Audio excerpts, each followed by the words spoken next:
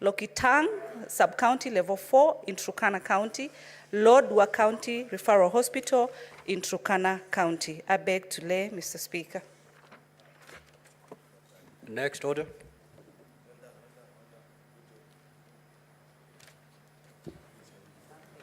Order number 6, notices of motion.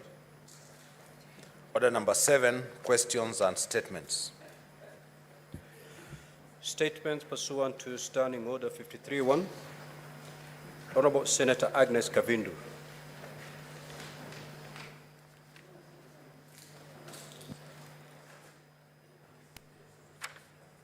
Thank you, Mr. Speaker. Mr. Speaker, sir, I rise pursuant to Standing Order 53-1 to seek a statement from the Standing Committee of Devolution and Intergovernmental Relations regarding stalled projects in Machakos County. In the statement, the committee should, 1, state the total number of all stalled projects across Machakos County, including their locations and the estimated costs of each. 2, provide a timeline on when the county government intends to complete stalled projects under its charge. And 3, state the total funds allocated for the construction of the airstrip in Machakos County and provide an update on the current status of the construction works. Thank you, Mr. Speaker. Senator Agnes Kavindu Mudama, MP, Senator Machakos County. Honorable Senator Maruma, Taita Taveta.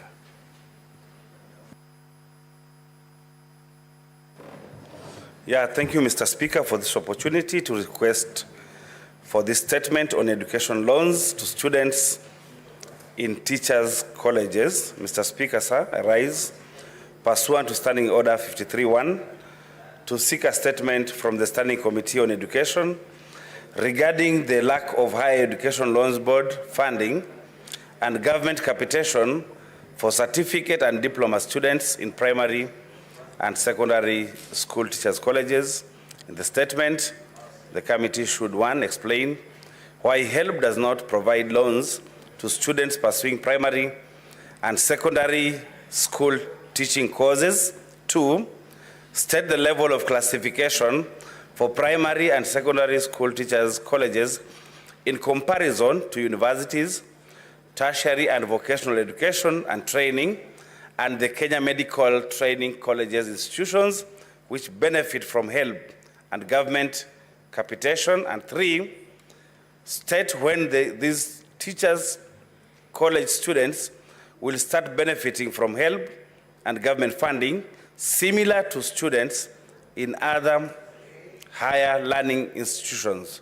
I thank you, Mr. Speaker. Now, before we move to the statement pursuant to Standing Order 56-1, allow me to make the following communication. Senator Kavindu, and you may have your seat, Senator Meth.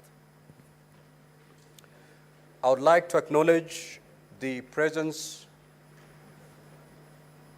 Senator Fuller. Have your seat. I would like to acknowledge the presence in the Speaker's Gallery this afternoon, 7 young men and women who are in the Senate undertaking an internship program. The objective of the program is to provide young people with first-hand experience in the legislative process and to expose them to the intricate world of public policy and public service. Honorable Senators, in our usual tradition of receiving and welcoming visitors to Parliament, I extend a warm welcome to them, and on behalf of the Senate and my own behalf, wish them a fruitful time for learning. I will allow the Majority Leader under 1 minute to extend a word of welcome.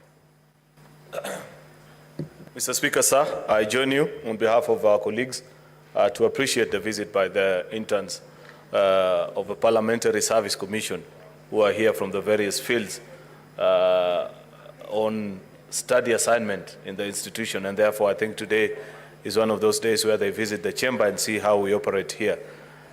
Parliament is a premium employer, Mr. Speaker. I say that very proudly, knowing the quality of work that our staffers do and the kind of experience that these young people are going to get. Therefore, my simple advice to them is to make the best of their time in this institution and learn from the great members of staff that work in this institution. I thank you and welcome to the students.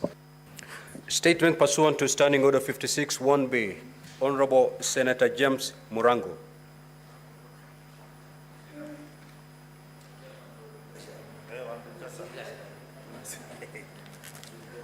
Thank you, Mr. Speaker. Mr. Speaker, sir, I rise pursuant to Standing Order 56-1B of the Senate Standing Orders to make a statement relating to activities of the Standing Committee of Agriculture, Livestock and Fisheries during the second part of the third session covering the period between April to August 2024. During the period under review, the committee held a total of 19 sittings, during which it considered 1 legislative agenda, 3 bills, 6 statements, and 2 public petitions and 1 inquiry.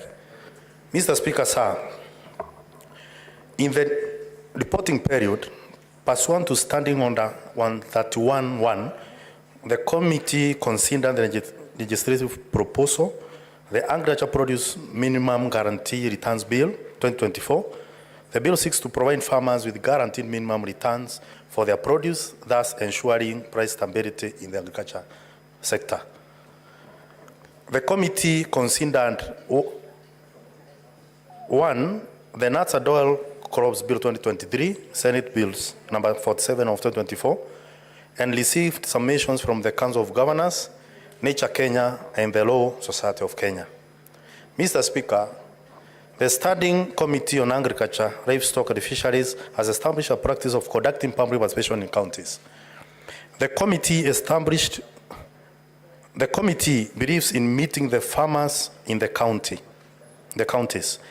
It had planned to conduct public participation in Kilifi, Kwale, Lamu, Bungoma, Busia, Nyeri, and Kirinyaga counties. The committee commenced public participation in Kwale County. However, due to the budgetary constraints, the committee is here to conclude public participation in the remaining counties. These budget constraints have caused significant difficulties in processing the business of the committee. Agriculture is a devolved function, and the bills before this committee concern the lives of ordinary Kenyans. When the committee considered the Mung Beans Bill, the committee met stakeholders in Kitui County in Saikuru. On Sugar Bill, National Assembly Bills number 34 of 2022, the committee met the farmers in Kakamega, Bungoma, and Busia counties. The committee this morning resolved to suspend business until it's properly facilitated to execute its mandate. Mr. Speaker, sir, the committee participated in the workshop on the World Bank funded projects in counties organized by the State Department of Agriculture in June 2024. These engagements are vital, ensuring that senators remain informed and engaged in the development of policies affecting the agriculture sector and projects being implemented in counties. Mr. Speaker, sir, during the period under review, the committee considered a total of 17 statements. These statements address critical areas such as the use of harmful pesticides, delayed payment to dairy farmers, wheat seed shortages, crop insurance schemes, the postponement of election for the Kenya Tea Development Agency, KTDA directors, the planned importation of sugar, vaccine production at the Kenya Veterinary Institute Production Institute, and the distribution of subsidized fertilizers. Mr. Speaker, sir, the committee reviewed 2 petitions, one concerning the Ethics and Anti-Corruption Commission ESCC draft investigation into West Kano irrigation scheme, and other regarding the catastrophic maize disease that has affected farmers in Bomet County for the past 12 years. Honorable Speaker, in conclusion, I wish to thank your office and the Office of the Clerk of the Senate for the continuous support accorded to the committee in executing its mandate. Lastly, I also wish to thank the members of the committee for their diligence and contribution during the committee activities. Attached herein is the status of the pending legislative business. Signed, James Kamau Morango, Chairperson, Standing Committee of Agriculture, Livestock and Fisheries. Thank you, Mr. Speaker. Honorable Senator Abbas, Chairperson, Standing Committee on Devolution.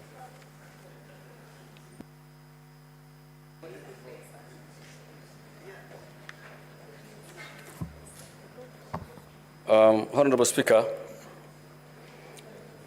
I rise pursuant to Standing Order 561B to make a statement on the activities of the Standing Committee on Devolution and Intergovernmental Relations for the period commencing April to August 2024. Honorable Speaker, during the reporting period, the committee held 32 sittings in which it considered various activities pertaining to mandates. As a snapshot, the committee transacted the following legislative business.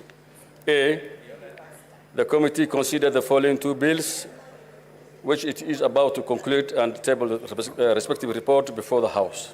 One, the County Oversight and Accountability Bill, Senate Bill number 3 of 2024, and the Intergovernmental Relations Amendment Bill, Senate Bill number 12 of 2024. B, the committee processed 5 statements which were sought from the committee. Of the 5 statements the committee considered and concluded, 2, leaving 3 statements pending before the committee.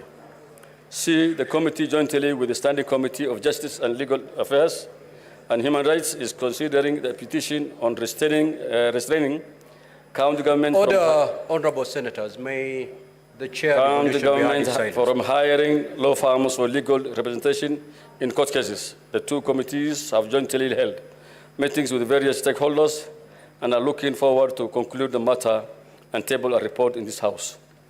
D, to look into the performance of the counties on implementation of the budget, the committee held a consultative retreat with various stakeholders and deliberated on the issues arising from county budget implementation review for the first half of 2023-24 by the Controller of Budget. The committee has continued robustly to engage with the concerned stakeholders to address the key issues emerging in the report.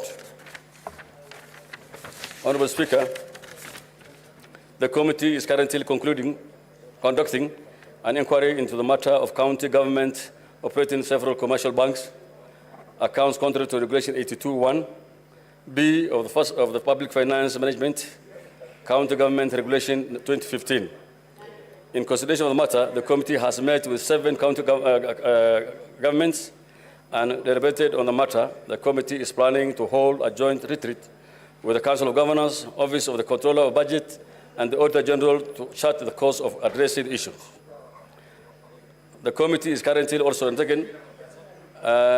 considering a legislative proposal on amending the County Government Act 2012 to provide definite roles of the Office of the Deputy Governors in order to clarify and streamline the responsibility of the said office. G, to foster a harmonious working relationship with the county government, the committee is currently mediating a long-standing dispute between the county governor of Siaya and his deputy to ensure the smooth running of the county affairs. H, to assess the effectiveness of the law concerning the management of cities, urban areas, the committee is conducting a post-legislative scrutiny of the Urban Areas Cities Act of 2011 with the objective of proposing amendment to the framework of the management and governance of cities and urban areas. Honorable Speaker, the committee in future plans to conduct an inquiry into national government parastatals that are still performing devolved functions. From and 2, look into the issues raised by the Office of the Prime Cabinet Secretary on the Auditor General's report on the county government of the financial year 2022-23. The summary report by the Office of the Prime Cabinet Secretary identifies several cross-cutting issues that require interventions by the Senate. 3, assess the status of the valuation of assets and liabilities by the Intergovernmental Relations in Technical Committees, IGRTC. Conduct visits to various counties to assess the general state of devolution performance. Lastly, I wish to appreciate the Office of the Speaker and the Senate leadership and the Office of the Clerk of the Senate for the steadfast and support they have accorded the committee. Thank you, Mr. Speaker. The Chairperson, Standing Committee on Education, Senator Newton. Thank you, Mr. Speaker, sir. I raise pursuant to Standing Order 56(1)B to make a statement relating to the activities of the Standing Committee on Education for the second quarter of the third session, covering the period between April to August 2024. Mr. Speaker, during the period under review, the committee held 17 sittings, during which it considered 22 statements, 2 petitions, and conducted 2 inquiries. The committee also undertook 1 county oversight and networking engagement in Machakos County to acquaint itself with the implementation status of the technical and vocational education and training TVET and early childhood development education ECDE policies.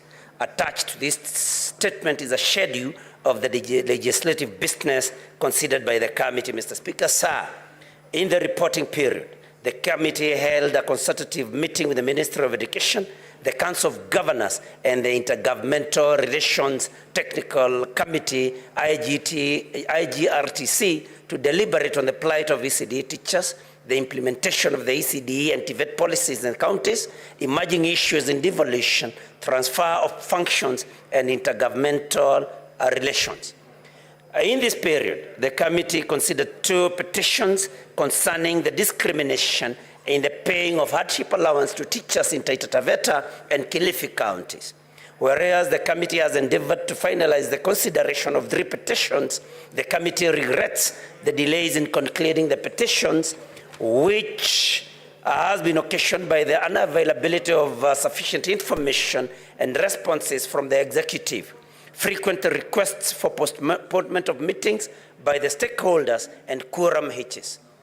Mr. Speaker, sir, during consideration of the statements, the committee observed that there is an increasing number of statements pending before it and resolved to bundle statements relating to similar thematic areas and invite the concerned agencies to committee meetings for consideration. Consequently, the committee is scheduled to meet the Cabinet Secretary, Minister of Education, and the Chief Executive Officer of the Teacher Service Commission to deliberate on several pending statements related to their specific mandates. Consequently, during the quarter, the committee will continue engaging and following up on the implementation status of the policies on the competency-based curriculum CBC, the infrastructural development and congestion of learning institutions, the government's commitment towards employment of junior secondary schools, JSS teachers, the university funding model, and the preparedness in transition for learners from junior secondary school to senior secondary school. The committee is also scheduled to continue engaging the Council of Governors to deliberate on the implementation of the scheme of service for ECDE teachers and the budgetary allocations and expenditure of counties in relation to the devolved function under the education sector. Honorable Speaker, in conclusion, I wish to thank your office and the office of the Clerk of the Senate for the continuous support accorded to the committee in its work in executing its mandate. Lastly, I also wish to thank the members of the committee for their diligence and contributions during the committee activities. I thank you. Signed, Senator Junior, Chairperson, Standing Committee on Education. Thank you, Mr. Speaker. Honorable Senators, I will allow comments on the statement sought together with the statements by the 3 chairpersons. We are going to do that exercise in the next 15 minutes, within the next 15 minutes. Senator Murango James.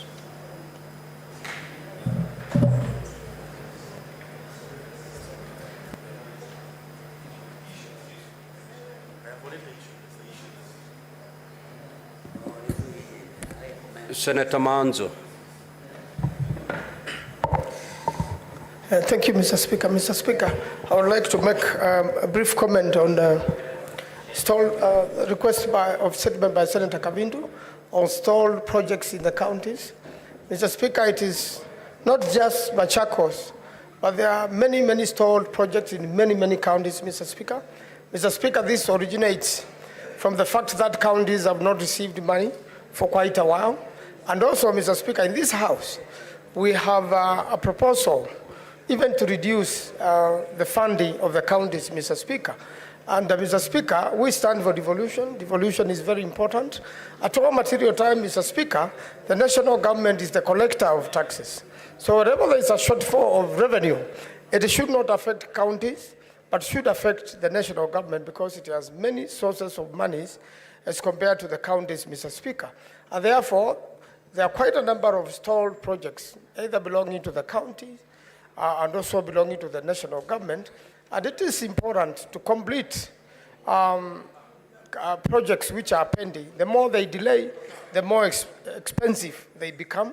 The contractors are on the ground, and this is also associated with the pending bills. The more you have debts, the more it becomes difficult to develop and even to pool the resources we have together to be able to develop the counties much better. Mr. Speaker, I support, and I want to say that there must be a concerted effort within the county governments and within the national governments to make sure that all stalled projects, Mr. Speaker, including Thwake Dam, are revived and can be completed so that we don't incur more expenses with the county. Thank you, Mr. Speaker. Senator Mutinda Tabitha. Thank you, Mr. Speaker. Allow me to support the statement by Senator Machakos, Senator Kavindu, in regards to the issue of all the pending and stalled projects in Machakos County. Mr. Speaker, you realize the issues that have been there so much in regards to the pending bills issues. Some of them are being brought by the issues of projects that have stalled. Money has already been spent. Part of the certificates have been paid. But if the project is also not complete, it becomes a waste. It's not valuable to the people, not only of Machakos, but it cuts across the 47 counties. These are some of the issues that we are coming across in our different committees. And it's being brought about by the political class issues, whereby if a new government comes in place, then they decide not to complete the previous project because the notion is then that project is from the previous governor. But that affects the local people. They are not able to benefit from these particular projects because of the issues and the political issues that run across the different counties. It will be prudent, not only Machakos, if this committee can be able to interrogate all the 47 counties, which projects are pending, why are they pending, so that the governors can be able to appear and show cause as to why they are not prioritizing the projects that have been there all this particular time. Just touching on education matters, Mr. Speaker, in regards to Senator Mwaruma's statements, we have now the issues of help from primary, as he puts it, but I thought primary education is currently free. We should be actually focusing from education from the baby class level to the higher education level of the university, whereby education is totally free in this country.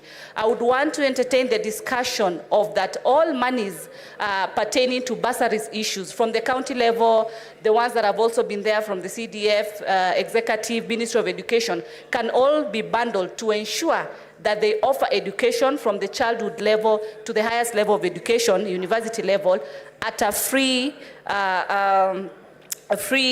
education, you know, maximally to all our students in this country. Thank you, Mr. Speaker. Senator Wambua. I thank you, Mr. Speaker. Mr. Speaker, I will make a comment on two statements. One, the statement by Senator Kavindu, and the statement by Senator Morango.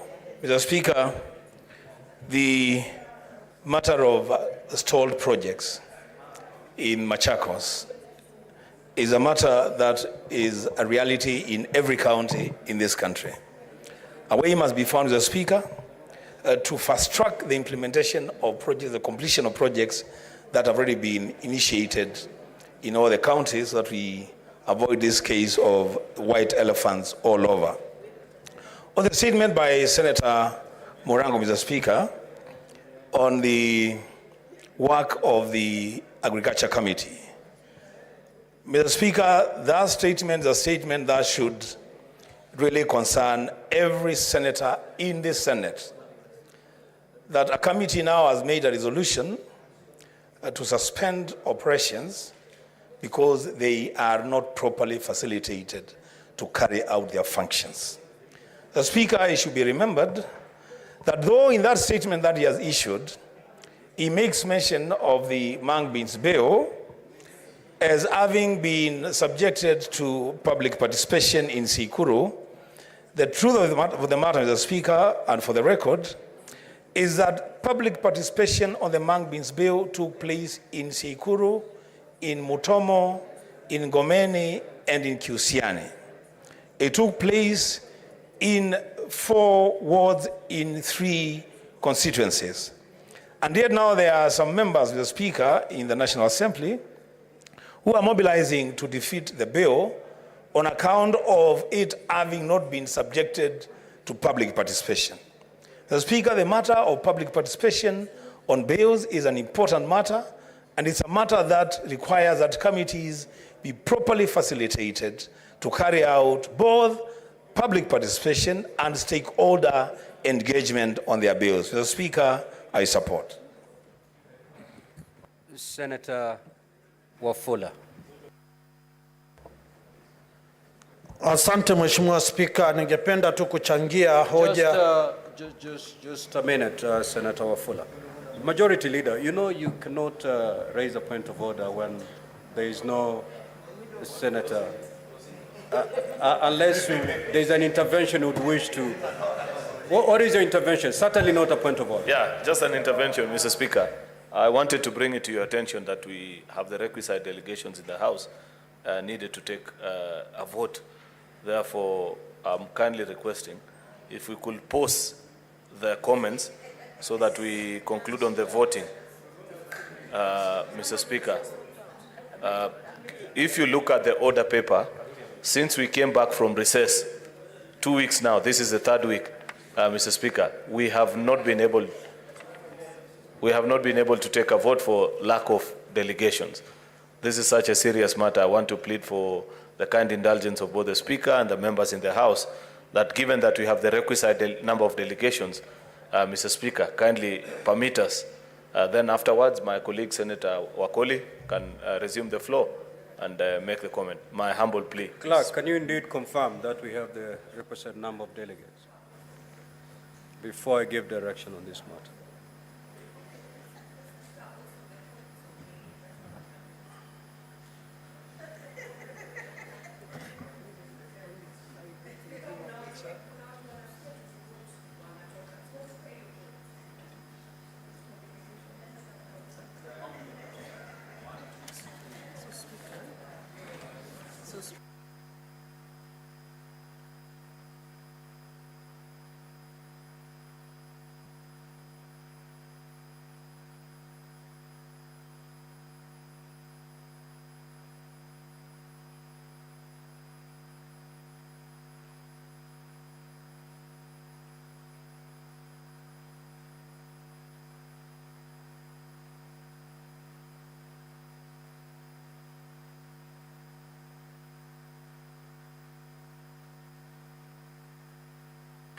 Now, honorable senators, honorable senators, we will move to prosecute order number 8 all the way to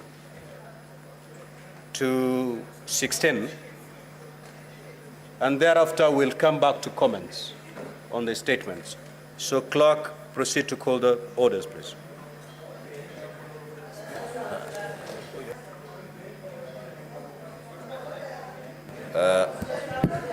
Order number 8, motion. Report of the Select Committee on County Public Accounts on its consideration of the report of the Auditor General on the financial statements of West Pokot County Assembly for the financial year 2018-2019 and reports of the Auditor General on the financial statements of Isiolo, Kiambu, Kitui, Marsabit, Narok, Nyamira, Trans Nzoia, West Pokot, and Murang'a County Assemblies for the financial year 2019-2020. Division.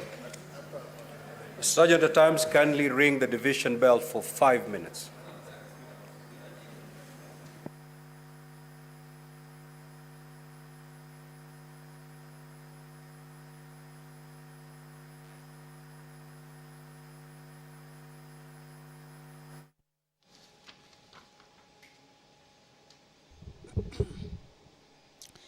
That is the division bill currently on.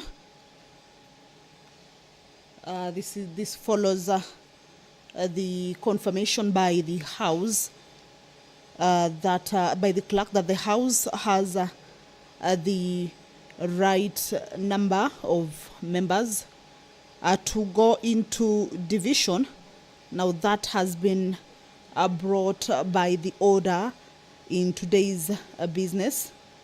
There are two motions that members are at this stage, or other motions that are at the stage of division that has to be voted on. One of the motion is the one that has been read by the clerk, the motion on the report of the Select Committee on County Public Accounts on its consideration of the report of the Auditor General on the financial statements of West Pokot County Assembly for the financial year 2018-2019 and reports of the Auditor General on the financial statements of Isiolo, Kiambu, Kitui, Marsabit, Narok, Nyamira, Trans Nzoia, West Pokot and Murang'a County Assemblies for the financial year 2019-2020. Now this debate on this motion was concluded on the 7th of August, the year 2024, and today's business was to resume debate on this motion, and the business that was to be transacted was division. That is one of the motions that is set to go into division. The second motion that the members will be going into division on today or this afternoon is a motion on the report of Standing Committee on Finance and Budget on the Senate nominees on behalf of the county governments to the position of member of the Salaries and Remuneration Commission. Also, this is a motion whose debate was concluded on the 17th of September, the year 2024. This was in Tuesday afternoon sitting, and the business remaining on this particular motion was to go into division. There are about 8 bills or 7 bills that are also slated to go into division this afternoon. There are bills that are at their second reading stage, and their business for this afternoon was to go into division. And you realize that when the members are to consider such business at the division stage, then there has to be a requisite number of members to be able to take those votes. And this is what the majority leader was referring to as a delegation, that each senator from the 47 counties will be taking a vote on this bill, that whether the bill be read for the second time. Remember, as I had indicated earlier, is that all these bills that are lined up for consideration at the division stage are bills that are at their second reading stage, and by them being voted on for them to be read for the second time, then that will pave way for them to go into the next stage. So those are 8 bills as indicated. They are bills that have not managed to go into the division stage in the House, of course due to lack of the requisite quorum at the division stage, but the majority leader stood on a point of order to indicate to the Speaker that the House has the right number for those businesses to be transacted and to be concluded on, for them to be able to continue into the next stage. So that is the division bill. The first motion that they will be coming to vote on is on this particular report. Report that was laid on the table of the Senate on Thursday, 7th of March, the year 2024. This is a report by the chairperson, County Public Accounts Committee, and it is with regards to the Auditor General's report of financial statements of West Pokot County Assembly, and for the that is for the financial year 2018-2019, and the Auditor General's reports on the financial statements of Isiolo, Kiambu, Kitui, Marsabit, Narok, Nyamira, Trans Nzoia, West Pokot, and Murang'a County. Once that bill is done, then the members will be taking a vote with the committee indicating that the Senate adopt the report. Allow me to hand you over.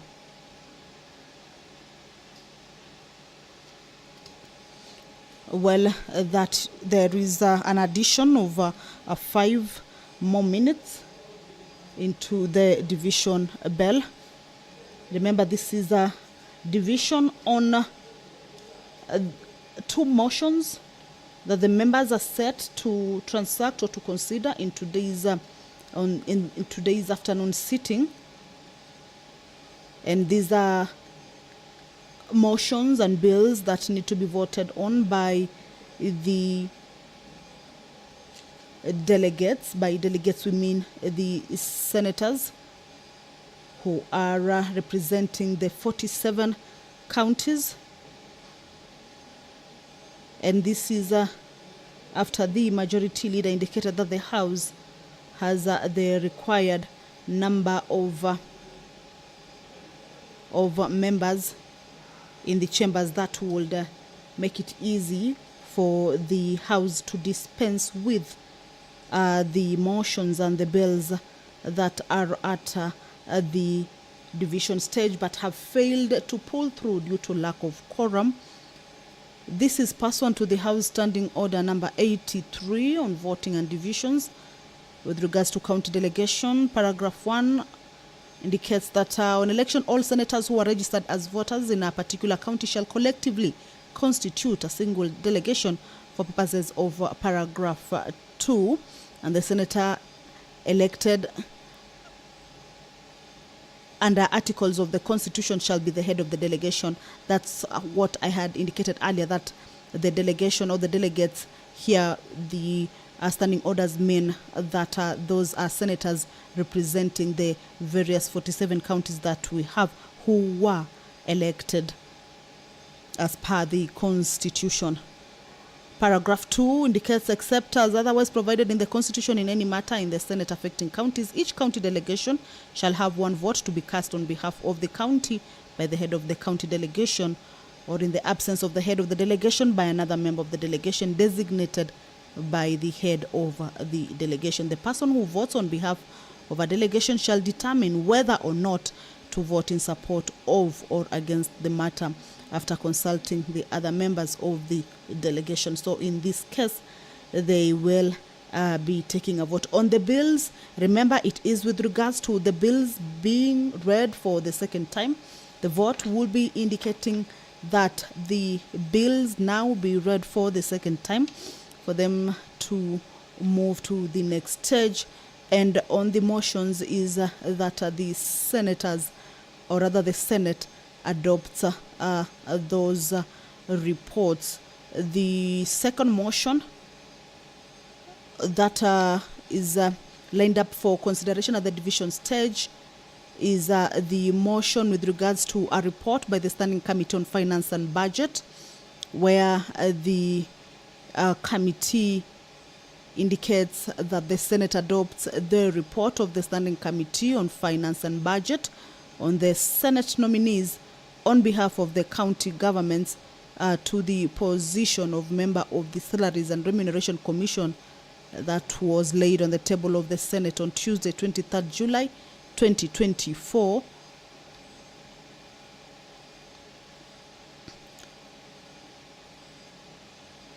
And also consideration of the, or rather pursuant to the articles of the Constitution that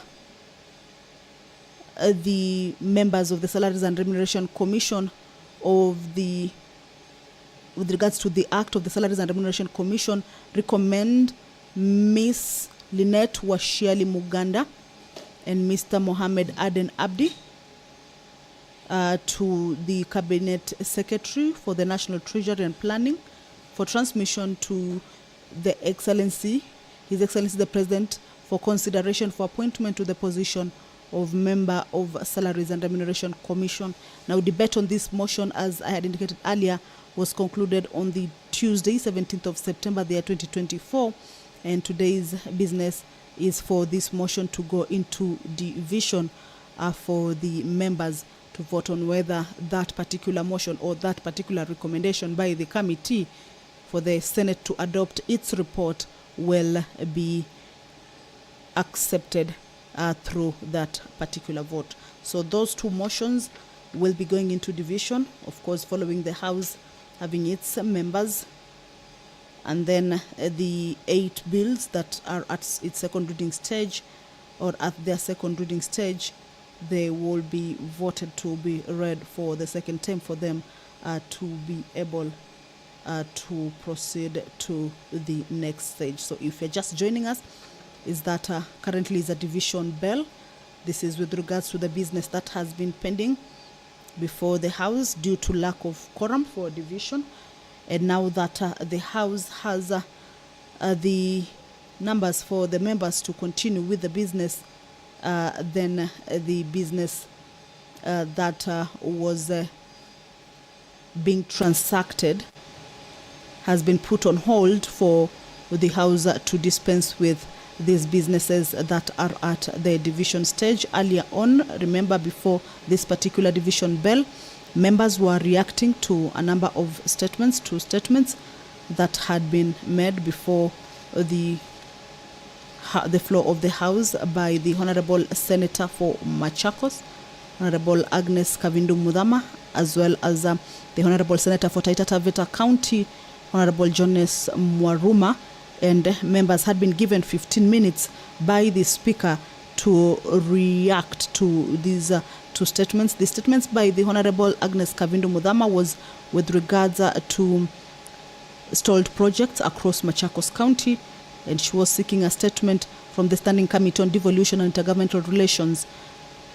And the statement or the concern by the Honorable Senator for Taita Taveta was with regards to lack of Higher Education Loans Board funding and government capitation for certificate and diploma students in primary and secondary school teachers, colleges. Allow me to hand you over now back. Order, Honorable Senators. Sergeant at Arms, you may now proceed to close the doors and draw the bar.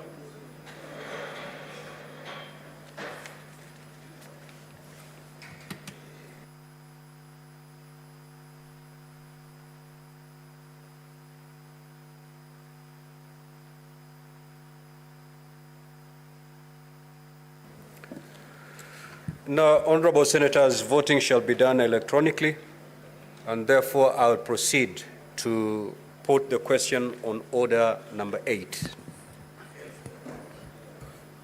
That the Senate adopt the report of the Select Committee on County Public Accounts on its consideration of the report of the Auditor General on the financial statements of West Pokot County Assembly for the financial year 2018-2019, and reports of the Auditor General on the financial statements of Isiolo, Kiambu, Kitui, Marsabit, Narok, Nyamira, Trans Nzoia, West Pokot, and Murang'a County Assemblies for the financial year 2019-2020, laid on the table of the Senate on Thursday, the 7th of March, 2024. Now, before you vote, just log out, Honorable Senators. And then, Sergeant at Arms, just walk around the chamber and pull away an unattended card that is still stuck in the delegate unit.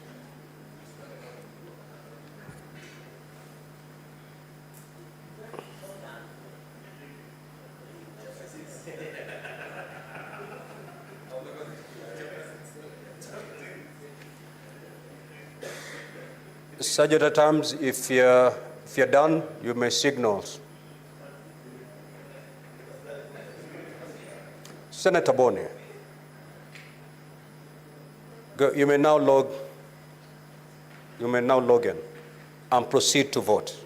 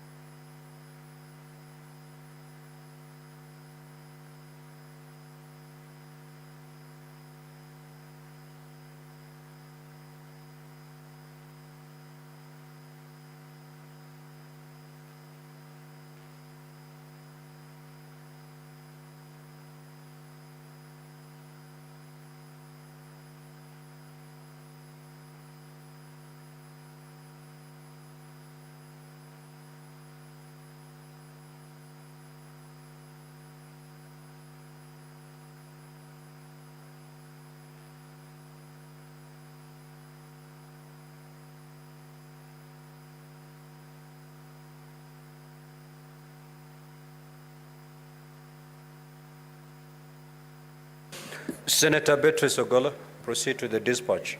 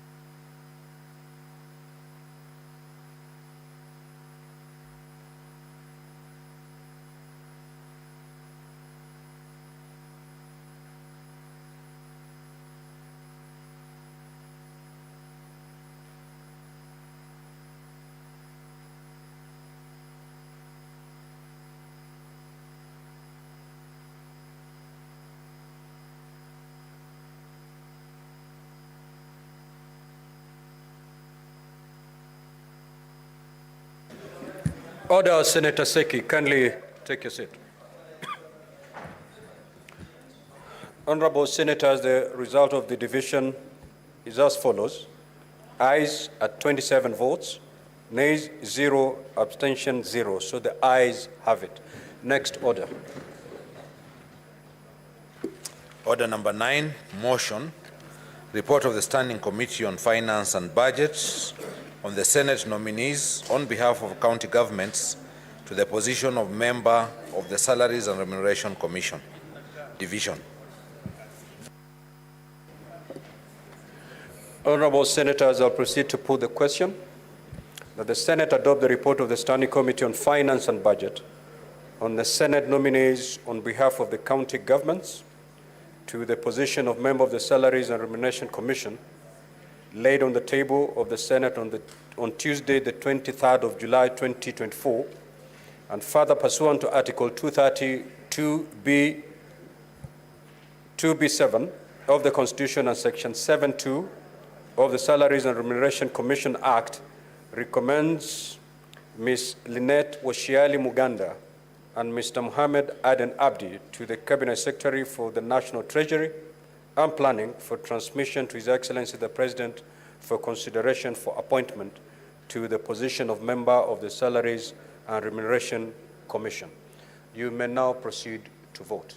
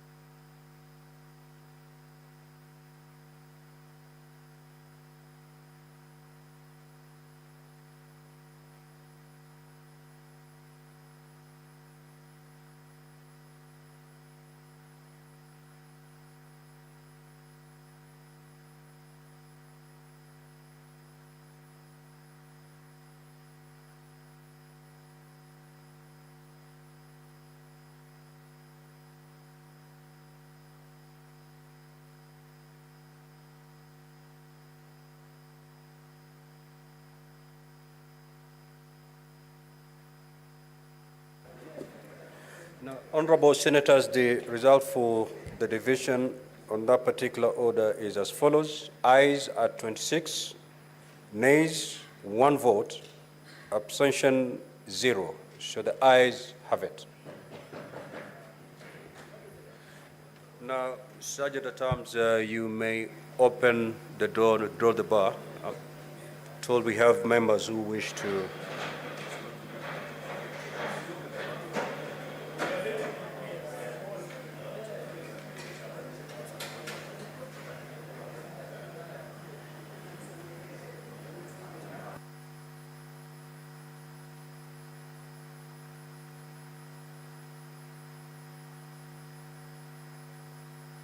Sergeant at Arms, you may now proceed to close the door and draw the bar.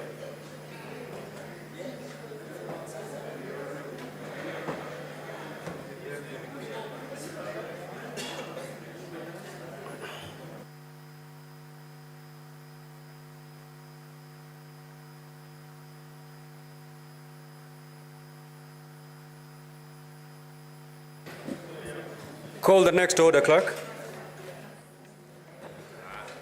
Order number 10, the Constitution of Kenya Amendment number 2 Bill, Senate Bills number 52 of 2023, second reading, division. Order, honorable senators.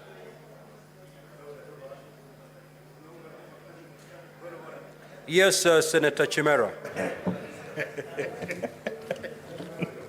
Senator Boni. Honorable Speaker, I rise pursuant to Standing Order 159(1) of the Senate, and I wish to withdraw the said Constitution of Kenya Amendment Bill, Senate Bills number 52 of 2023, Mr. Speaker, which is appearing in today's order paper as order number 10.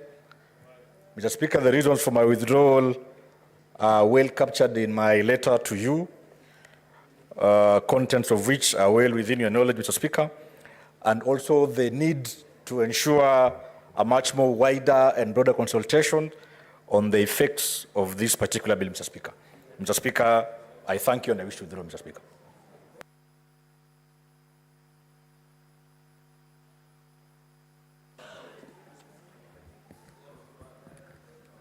That particular order stands withdrawn.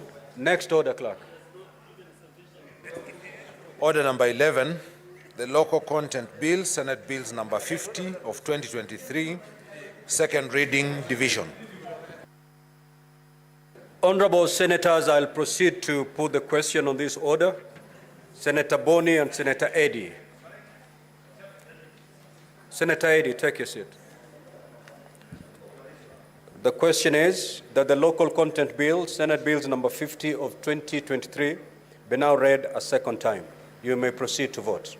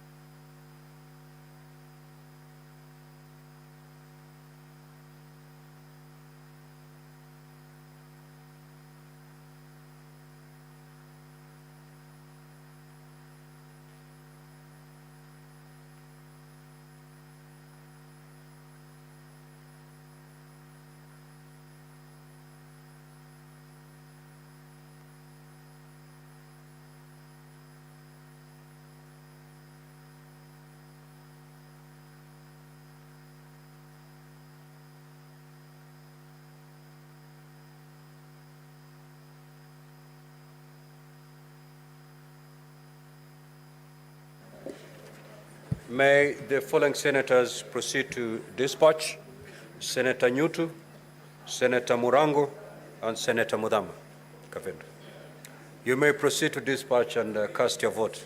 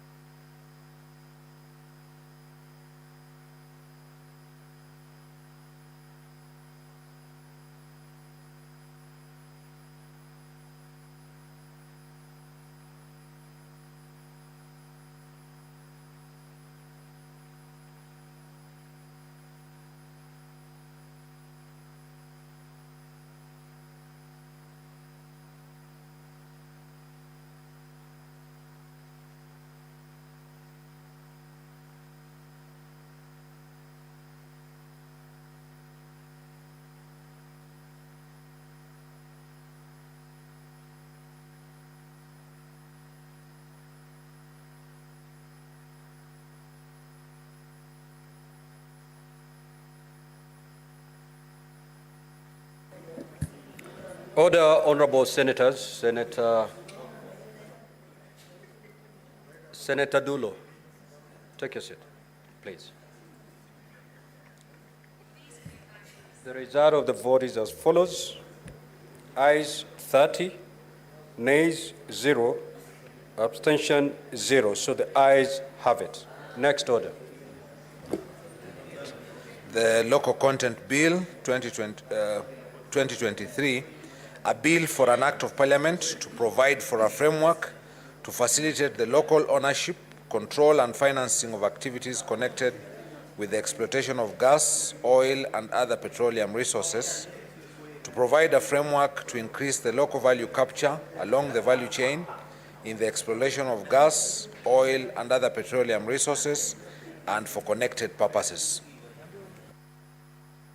Next order, clerk.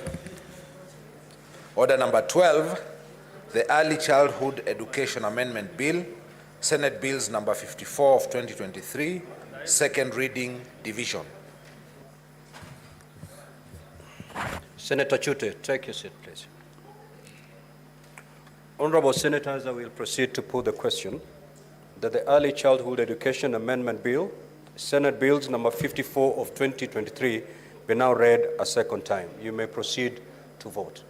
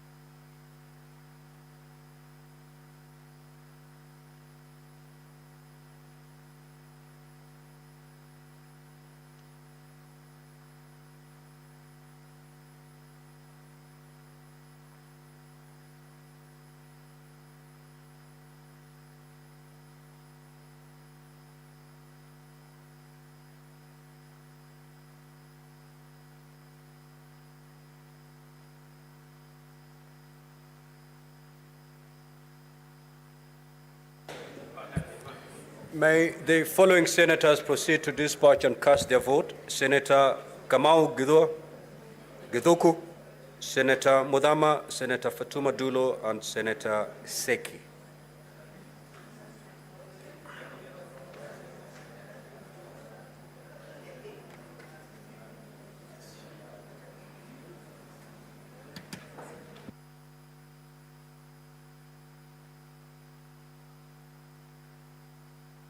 And Senator Wamboatu.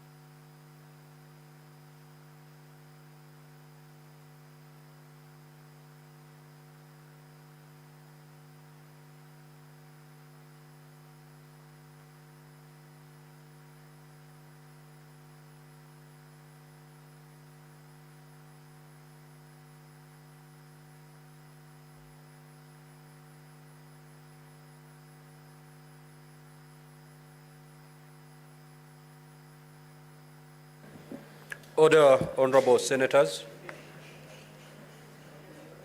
Senator Fonandi.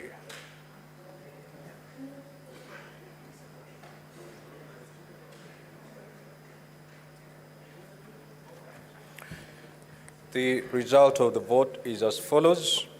Ayes 30, nays 0, abstention 0. So the ayes have it. The Early Childhood Education Amendment Bill 2023, a bill for an act of parliament to amend the Early Childhood Education Act and for connected purposes. Next order. Order number 13, the Land Amendment Bill, National Assembly Bills number 40 of 2022, second reading division. Honorable senators, I'll proceed to put the question that the Land Amendment Bill, National Assembly Bills number 40 of 2022, be now read a second time. You may proceed to vote.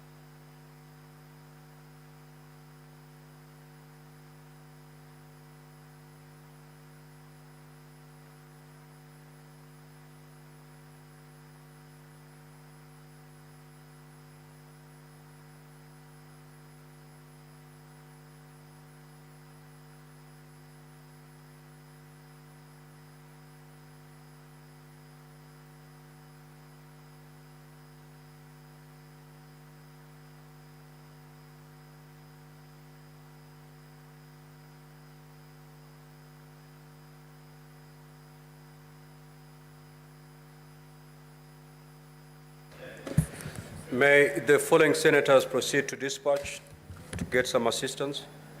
James Lomenen, Senator Fernandez, Senator Samson Chirange, and Senator Keroche Karanja. Proceed to dispatch and cast your vote.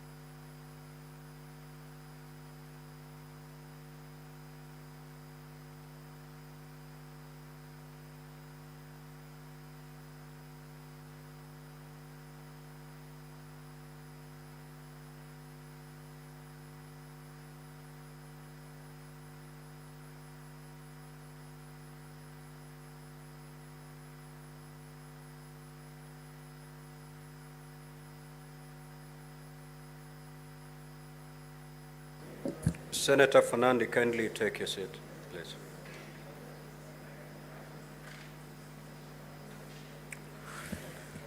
The result of the vote is as follows. Ayes at 30, nays at 0, abstention at 0. So the ayes have it. The Land Amendment Bill 2024, a bill for an act of parliament to amend the Land Act and for connected purposes. Next order. Order number 14, the Intergovernmental Relations Amendment Bill, Senate Bills number 12 of 2024, second reading division. Honorable Senators, I'll proceed to put the question that the Intergovernmental Relations Amendment Bill, Senate Bills number 12 of 2024, be now read a second time. You may proceed to vote.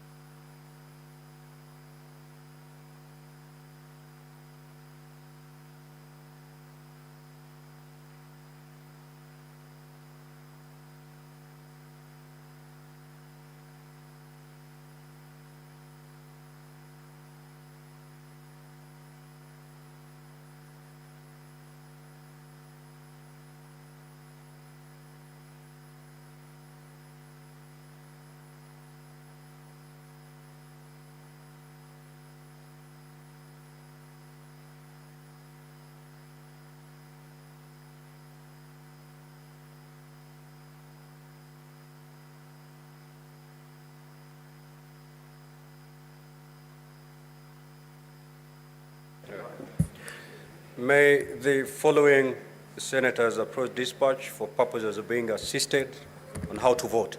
Senator Boni Kalwale. Senator Okech Eddie. Senator Mungatana. Senator Manzo. Senator Mudhama. Senator Gataya Mofaya. And Senator Wafula.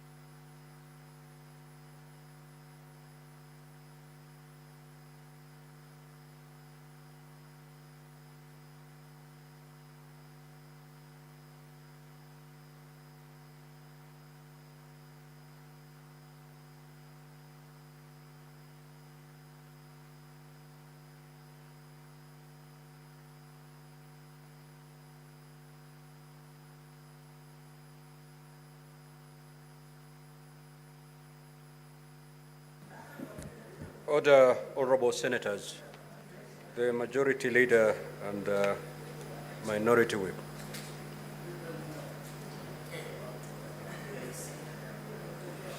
The result of the vote is as follows: ayes 30, nays 0, abstention 0. So the ayes have it. The Intergovernmental Relations Amendment Bill 2024, a bill for an act of parliament to amend the Intergovernmental Relations Act and for connected purposes. Next order. Order number 15, the Energy Amendment Bill, Senate Bills number 42 of 2023, second reading, division. Order, Majority Leader. Honorable Senators, I'll proceed to put the question that the Energy Amendment Bill, Senate Bills number 42 of 2023, be now read a second time. You may proceed to vote.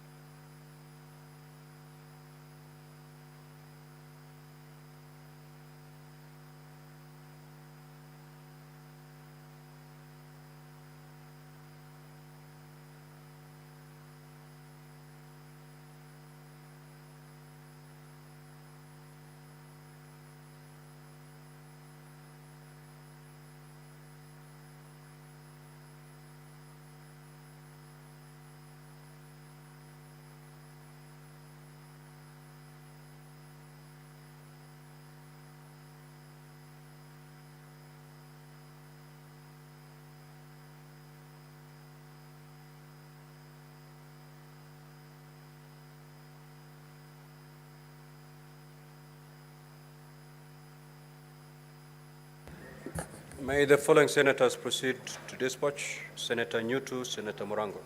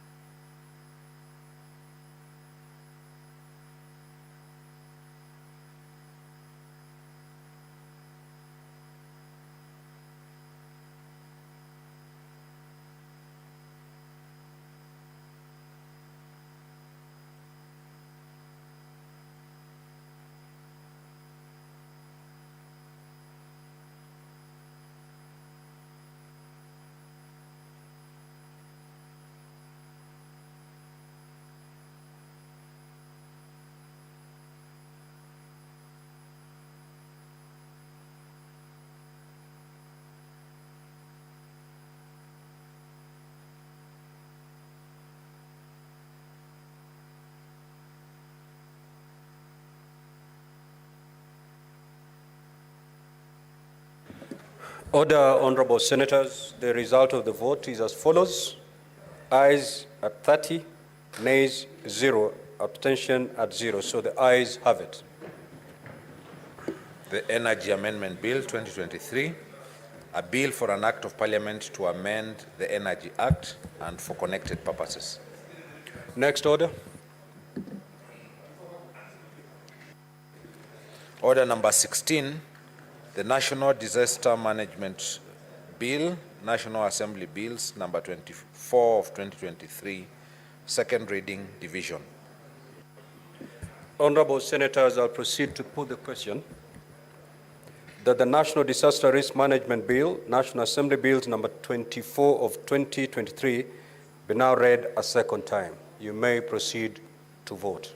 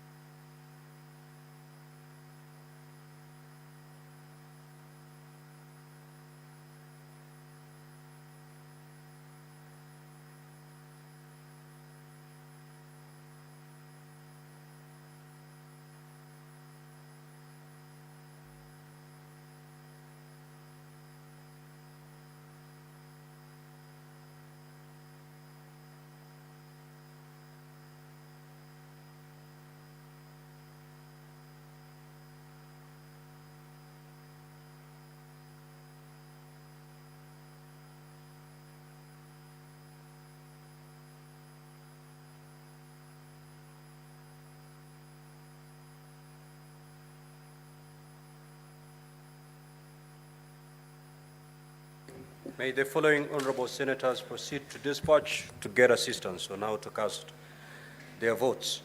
Senator Fernandi, Senator Chirange, Senator Eddie Okech, and Senator Newt. Senator Newt, proceed to dispatch and cast your vote.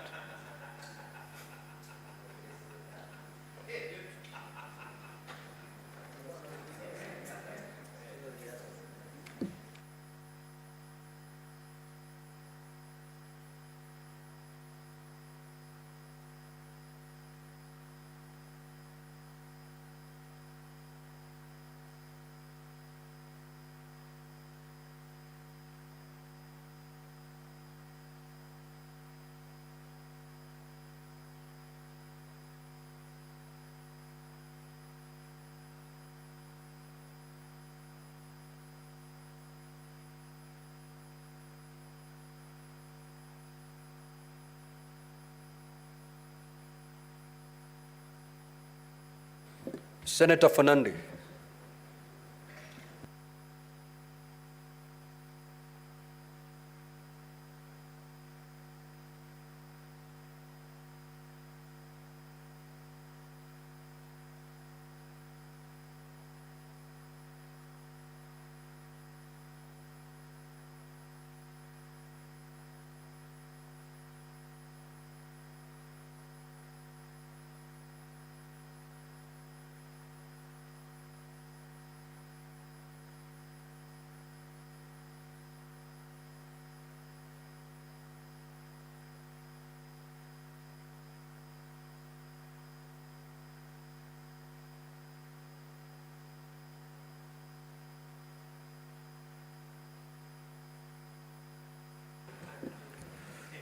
Senator for Nandi, take your seat, please. The result of the vote is as follows. Ayes at 30, nays at 0, abstention at 0. So the ayes have it. The National Disaster Risk Management Bill 2023, a bill for an act of parliament to establish the National Disaster Risk Management Authority and county disaster risk management committees to provide a legal framework for the coordination of disaster risk management activities and for connected purposes. Sergeant at Arms, you may now open the doors and withdraw the bar. Next order.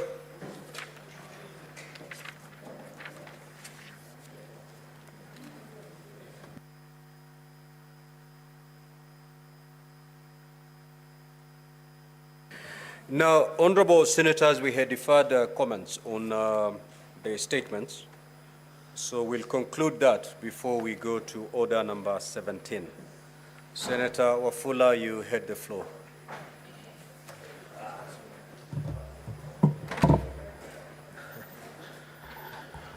Asante Mheshimiwa Spika, nashukuru. Nilikuwa nachangia hoja kwamba kuna miradi mingi ya maendeleo katika kaunti zetu, miradi ambayo kaunti imekwama. Kwa mfano, kuna kaunti ambazo miradi na mijengo imekwama kwa muda wa takriban karibu miaka 10. Kaunti zingine miradi miaka 6, miaka 3, na hatuoni sababu inayoshinikiza miradi hii kutokamilika. Na tukipiga kurunzi, Mheshimiwa Spika, tunapata kwamba ni miradi ambayo huwapa kipato wanakandarasi ama baadhi ya maafisa katika kaunti husika, na hivi kuhakikisha kwamba Wakenya na kaunti wanakamuliwa pasipo wao kujua.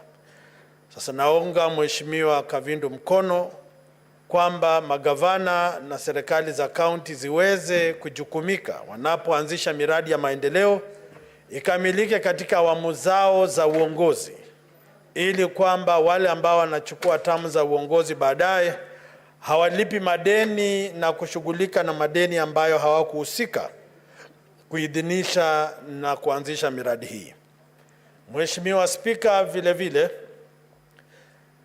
ni jambo ambalo linadhihirika kwamba miradi hii hupitishwa pasipo matarajio ya baadhi ya viongozi katika kaunti. Wanangoja palipo awamu ya mwisho ya makataa ya bajeti, ama siku za kifedha, ndipo miradi hii kwa haraka upitishwa katika awamu ya kimombo nasema supplementary budget. Sasa mimi naomba jumba la Senate liweze kumakinika na kuhakikisha kwamba mambo kama haya yanasitishwa na hatua madhubuti kuchukuliwa. Jambo la pili, Mheshimiwa Spika, ni kuunga Mheshimiwa mwenyekiti wa kamati ya ukulima kwamba tutasitisha vikao vyetu ili kuhakikisha fedha ambazo kamati zinapewa ni fedha za kutosha kuhakikisha kwamba kamati ya ukulima inaenda nyanjani kushughulika na zaraa ama ukulima ambao umegatuliwa kirasmi katika nchi ya Kenya. Mheshimiwa Spika, hatuwezi kuwa tunakaa Nairobi kupiga gumzo, kuboronga Kiingereza, kutunga sheria hapa Nairobi ilhali hatuendi mashinani, wakulima wa mashinani wahusishwe katika sheria ambazo tunashughulikia. Mheshimiwa Spika, juzi tulikuwa katika hatua za kufanya majadiliano ya mswada kule Mombasa, na tukakatisha safari yetu kwa sababu tuliambiwa mkoba wa kifedha wa jumba la Senate umeisha na hakuna hela ndani. Tukafunganya virago tukarudi Nairobi, mioyo ikisononeka. Ilipaswa vile vile tuendelee na mkutano na mikutano mingi. Sasa mimi naomba Mheshimiwa Spika, kwa niaba ya wale ambao huenda wanaumia na wameshindwa kuzungumza, Mheshimiwa Spika, kusema kwamba kamati za bunge zipewe fedha za kutosha. Na tukiangalia miaka na seneti miaka iliyopita walikuwa wanapewa fedha za kutosha za kufanya kazi. Sasa mimi naomba turudi katika kumbukumbu za kifedha. Tuone iwapo miaka 10 iliyopita kamati ilikuwa inapewa milioni 20, milioni 15, iwaje sasa ambapo tumepiga hatua nyingi za gatuzi tunaanza kukohoa na kukatiwa hewa ya kifedha. Mheshimiwa Spika, sasa hili ni jambo ambalo viongozi katika jumba hili, viongozi katika kamati na jumba la Senate, mumakinike, mujinyanyue na mututetee, kwa sababu tumewapa nafasi. Hatutaraji sisi wenyewe tuje hapa tuanze kuzusha, tuanze kudai kana kwamba sisi sio jumba la Senate ambalo hugawia makaunti fedha za ugatuzi za kufanya maendeleo. Na mwisho, Mheshimiwa Spika, juzi tulipitisha bilioni 400 kwenda katika kaunti. Iwaje sisi wenyewe tunashindwa kutekeleza majukumu yetu kwa sababu hatuna hela? Ni kinaya. Nataka tu nielezwe kama kuna hela ama hakuna hela. Huenda nasema kuna hela na ziko hewani mahali na sijaziona. So Mheshimiwa Spika, nashukuru kwa nafasi hii na kutaraji kwamba miradi ambayo haijakamilika ikamilike na yale ambayo inatapaswa kuanza ianzwe na imalizwe katika awamu za magavana walioko sasa. Asante Mheshimiwa Spika. And Honorable Senators, the time that was allocated was 15 minutes for statement comments on the statements. And fortunately, Senator Wakoli has used almost 6 minutes. So let us get now Senator Ososi Gonfrey. Within 2 minutes, you can make just one comment on the statements. Chair, I want to make a comment on the statement by the Chair of Standing Committee on Education on the matter of the current study they are doing on ECD, so that, Mr. Speaker, they come up with a uniform scheme of service for ECD. Mr. Speaker, this would be one of the greatest achievements of this Senate if this matter was prioritized, because we have a crisis in the management of ECDs in our counties. And it is a high time that the Committee for Education finalized this report and brought it to this House so that we can pass it and have it implemented in our counties. Mr. Speaker, very soon my committee of CPIC is going to present a report on their findings after they have reviewed the bursary funds in counties. Mr. Speaker, the bursary fund in our counties, we have found out that these funds have been misused and mismanaged, Mr. Speaker. Mr. Speaker, it is illegal for our counties to continue appropriating money into these bursary funds or the so-called governor scholarship funds when that function is not a devolved function. It's a national government function, Mr. Speaker. And they are putting money in these funds, at the same time starving the ECDs and the vocational training centers of the funds that are required to run them efficiently. Mr. Speaker, one of the most fundamental things that this House has to do is to abolish all the bursary funds that we have in our counties. Let people get bursaries from the national government, CDF, or from Ministry of Education. Let the counties focus on devolved function. That is the ECDs. Just a minute, Senator. So what is your point of order, Senator Andy? Point of information. Do you want to be informed? He can inform me because he's a member of my committee and we have been dealing with the bursary funds, Mr. Speaker. Mr. Speaker, I just wanted to inform the chair of CPIC and the deputy party leader of ODM, Senator Osotsi, on the beat around the proper scheme of service for teachers at the ECD level. The bill you have just passed at the second reading, the bill on ECD, comprehensively seeks to address this particular issue. And I wanted to inform him that I know he has voted for the bill, but maybe he hasn't read that bill. And the reason why I'm informing him is because he's one of the most important senators of this House in terms of coming up with serious amendments. So that in the third reading of that bill, perhaps he can propose amendments, but that bill has just passed the third reading, in the second reading that we'll just add right now in the division. Thank you, Mr. Speaker. Thank you, Senator Eddy. Proceed and conclude, Senator Ososi. Yes, thank you, Senator Eddy.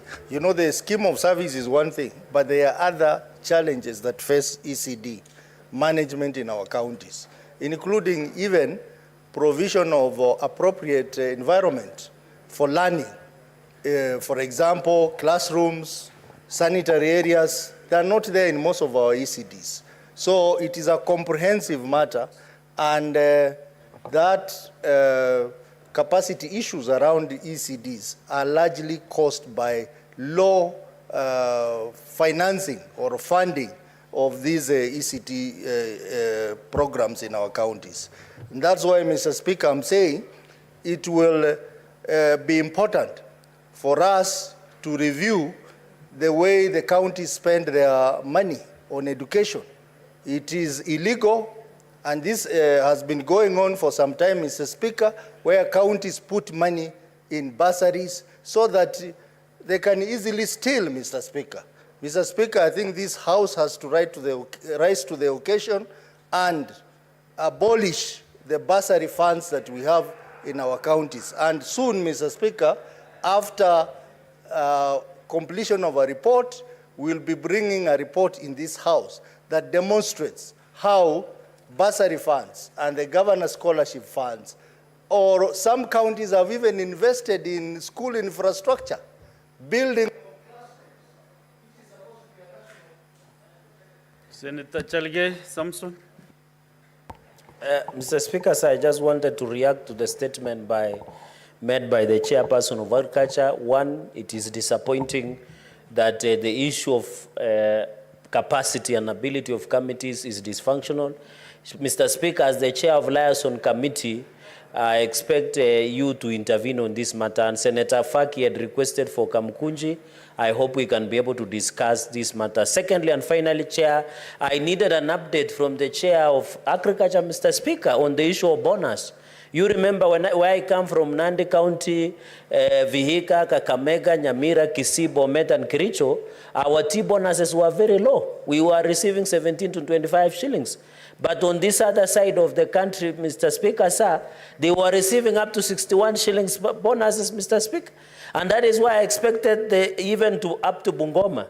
Mr. Speaker, that's why I expected on the issue of T-bonus. Even I saw even in your area today, I saw your people demonstrating, yet they are getting even more better, up 57 to 60 shillings. As in Nandi, we are getting only 15 shillings, 17 shillings to 25 shillings, Mr. Speaker. So this issue on T-bonuses of our farmers, especially from the Rift Valley, Mr. Speaker, and part of Nyanza, and part of Western Kenya, Mr. Speaker, we are suffering, Mr. Speaker. We need this issue of T-bonuses to be told. Because you cannot tell us that the tea that comes, Mr. Speaker, from another part of Kenya fetches more bonuses over there that come from Rift Valley, Mr. Speaker. And that is why, Mr. Speaker, I want to appeal to the Agriculture Committee to tell the country what really is happening about the bonuses that we have in this country, Mr. Speaker. So that our Senator Chalege, in just a minute. You know the statement by the Agriculture Committee was on the business that have been on the committee for the last session to date. Maybe that business is not before the committee on the team bonuses. So maybe if there is a statement you have sought, you will be able to respond to that matter when the time comes. But he could not respond to something that has not been finalized by the committee. Mr. Speaker, in conclusion, I have seen in the statement he has talked about the Kenya Tea Development Agency, the issue of tea matters are in his statement that were presented today. So, Mr. Speaker, but also our committees should be judicially noticed of what is happening, Mr. Speaker. I thought that has been the thumb rule of committees. But I know the Chair of Agriculture, we have expectations a lot from him, Mr. Speaker. Mr. Speaker, I thank you. We're almost concluding now, Senator Kaluda Bed Sengo. On statements, I think that should be the end of that session. Thank you. Asante sana, Mheshimiwa Spika. Nasimama kuunga mkono hoja iliyowasilishwa na Senator wa Machakos, Senator Agnes Kavindu, kuhusu miradi ambayo imesimama katika kaunti zetu. Na kwa hakika niseme kwa miradi mingi ambayo imesimama na imeacha kumaliziwa, imekosa kumaliziwa, imekosa kutimiza kazi ambayo ilianzishwa kufanya, ni kwa sababu ya viongozi ambao walikuwa awali, kama ni governor akipata mradi ambao ilianzishwa na predecessor wake ama governor aliyekuweko mbele, ama kama ni mbunge ama mwakilishi wa wodi, wanaacha hizo miradi kwa sababu za kisiasa. Anaona akimalizia hiyo miradi atakayepata sifa na ni yule aliyetangulia kuanzisha huo mradi, ambao ni makosa, Mheshimiwa Spika.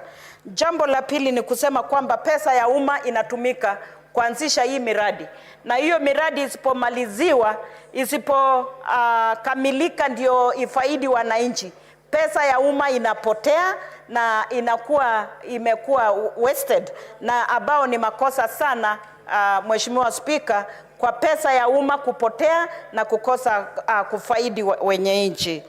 Niseme, Bwana Spika, maendeleo ambayo inakusudiwa kuletwa na pesa ya umma, miradi ikianzishwa katika counties zetu na inakosa kukamilika na inakosa kutumika, basi inakuwa maendeleo inasimama. Na tunajua kama viongozi katika jumba la seneti, sisi utetea ukamilifu na kufanya kazi kwa devolution. Kwa hivyo isipofanyika, basi inakuwa kwamba sisi kazi yetu haijahalalishwa kikamilifu, na basi wananchi wa Kenya wanapoteza pesa zao, maendeleo inakosa kupatikana mashinani, na wananchi wanahangaika ili hali walipiga kura, wanalipa ushuru, na pesa zao ambazo wanatumia kwa kulipa ushuru zinapaswa kutumika kuleta maendeleo kwa wananchi, na basi maendeleo inakosa na inakuwa ni kupoteza pesa za wananchi ambayo haistahili. Mheshimiwa Spika, nitachangia kidogo kuhusu ripoti iliyoletwa na mwenyekiti wa ukulima. Mimi ni mwanakamati wa kamati ya ukulima, na ni vibaya Mheshimiwa Spika kwamba mgao wa fedha ambao unapaswa kwenda kwa kamati, basi kwa kamati ya ukulima inapaswa. Can we now go to the next order?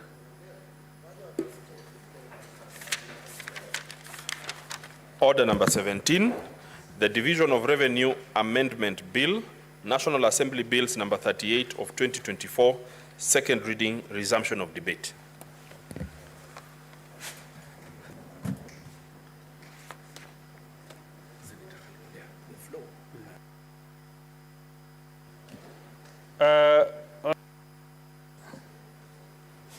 I'm informed that Senator Boni Karware and a balance of 13 minutes on this motion. Do you intend to proceed executing?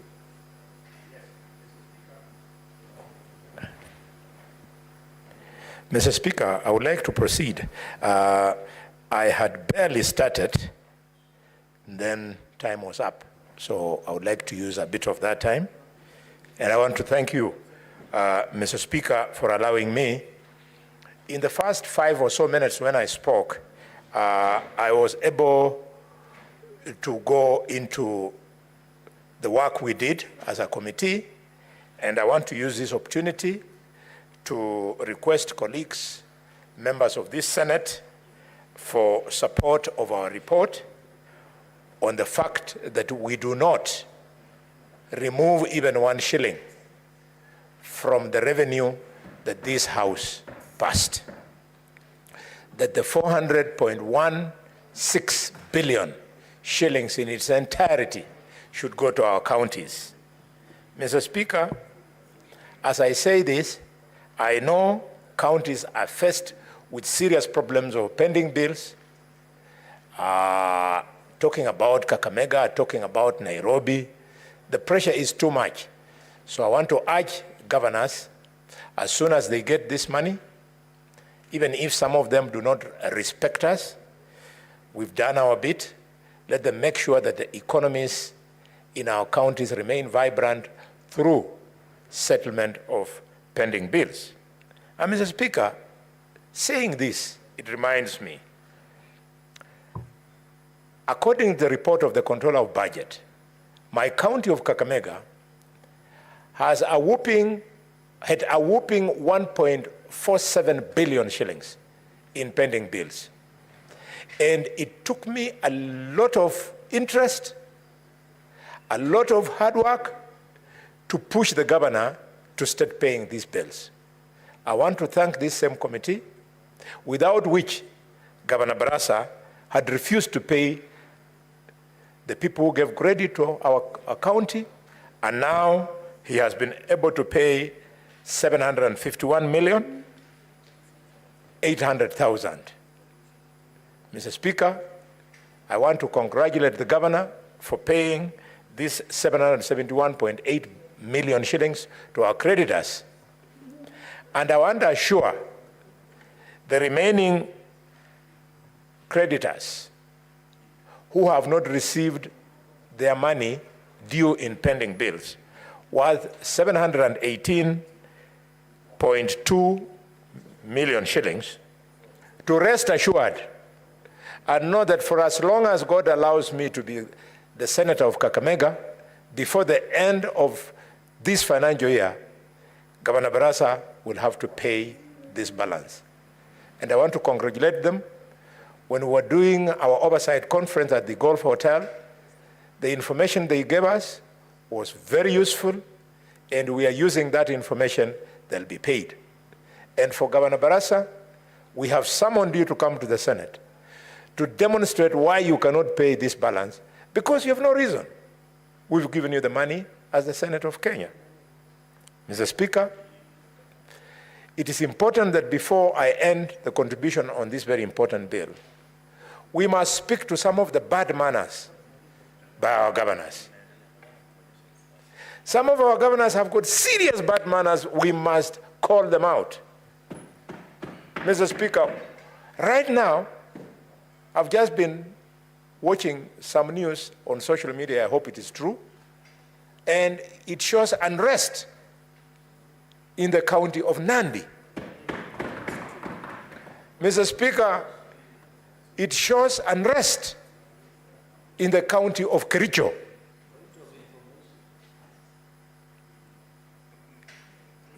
For Nandi wants to inform you, I don't know on what matters. Yeah, Mr. Speaker, I'm concerned about the unrest in Nandi and they're my neighbors. So do you wish to be informed by the Yes, Senator on behalf of the Nandi? lawyers of Jesumei who live and vote in Nandi, I would love to be informed.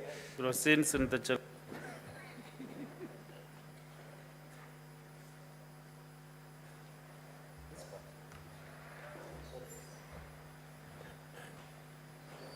Mr. Speaker, I want to inform my good neighbor Omwami, the bullfighter, and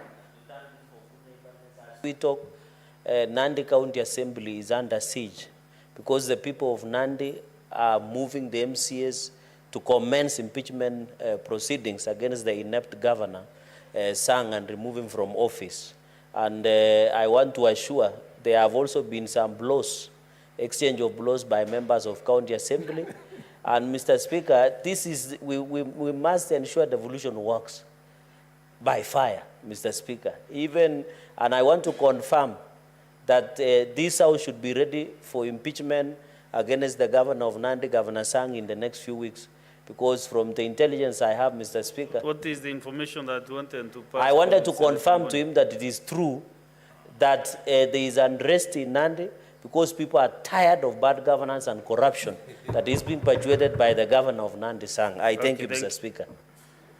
Mr. Speaker, I'm grateful because I was worried that somebody would shoot up and challenge me for quoting social media. Of course, social media cannot stand in this House. So the confirmation from the distinguished senator of Nandi that there is unrest in Nandi must be taken seriously. And even more so, by Senator Boni Khalwale and Senator Osotsi, because our cousins come from that county. Mr. Speaker, it's amazing that one of the voters in Nandi gave me a payslip, a copy of a payslip, and showed that a relative, a very close relative of the governor, is drawing a salary of 145,000 shillings per month, Mr. Speaker. Mr. Speaker, a governor's relative, who I don't mind, our relatives can work in our offices. They're entitled to jobs in counties. But when those relatives are over 60 years old, then it calls into question why they could be drawing a salary for not earning that money because they're not in employment. They're ghost workers, Mr. Speaker. Mr. Speaker, I want to call out our governors on bad manners of the cost of foreign travel. The bill of foreign travel in this country by governors is amazing, Mr. Speaker. Mr. Speaker, the most traveled governors, the governor of Nairobi, governor of Kakamega, shame on you. And the governor of Nandi. What are they doing? Mr. Speaker, imagine the governor of Kakamega spent 418 million shillings, 640,000 to fly around. Sang spent 310 million shillings, Mr. Speaker. Mr. Speaker, even if their friends are in here and they are comfortable about this truth, we will call them out. Mr. Speaker, sir, the bad manners of refusing to digitalize, Mr. Speaker, revenue collection is because governors want manual collection so that at the end of the day, they sit in the office with the finance people to share the daily connections like bank robbers. Mr. Speaker, can you imagine that a great young woman like Gladys Wanga, she comes from a very small county with limited opportunities of how to raise her own source revenue. And Gladys Wanga is leading from the front. She's doing a good job I hear she's now the chair of the Orange Democratic Movement. That is extremely attractive. I think your party is starting to look good. Very good indeed. If the chair can lead in realization of on-source revenue, ODM is doing very well. Mr. Speaker, Gladys Wanga raised 1.2 billion shillings from a rural constituency, a rural county. Madam Speaker, I also want to congratulate the governor of Narok. He raised 4.75 billion shillings. Narok here. The matter is when you see them in the white shukas, they are able to contribute their own source revenue worth 4.75 billion shillings. Mr. Speaker, the governor of Nairobi, he does a few bad things, but then surprises me with very good things. Like on on-source revenue, he has done well. He has raised 12 billion shillings. Mr. Speaker, I cannot fail to congratulate the governor of Bungoma on on-source revenue. Governor Lusaka found when Wangamati was collecting a mere 400 million shillings. But the man who sat where you are, who learned good manners of respecting public money from this house, Lusaka, has done wonders. From 400, Lusaka has raised 1.12 billion shillings in Bungoma. And he's a living shame to what is happening in Kakamega. Oh, Kakamega. Oh, Kakamega is the second biggest county in this country. It has got some of the best resource raising points, Mr. Speaker, including the economy of Butali Sugar Company, 10 billion shillings economy. It pays taxes, including cess. Mr. Speaker, West Kenya Sugar Company, a company with an economy of 15 billion shillings per year. And Mumias Sugar Company with an economy of 24 billion shillings. This is before you mentioned the other avenues of on-source revenue collection. The governor of Kakamega found Onyo Paranya was doing very well. The collection of revenue has tipped. Right now, he's trailing, according to the report of the Controller of Budget, and I invite colleagues to read it. Kakamega County, Bomet County, Busia County, Mandera County, and Migori County are the bad boys on abuse of on-source revenue.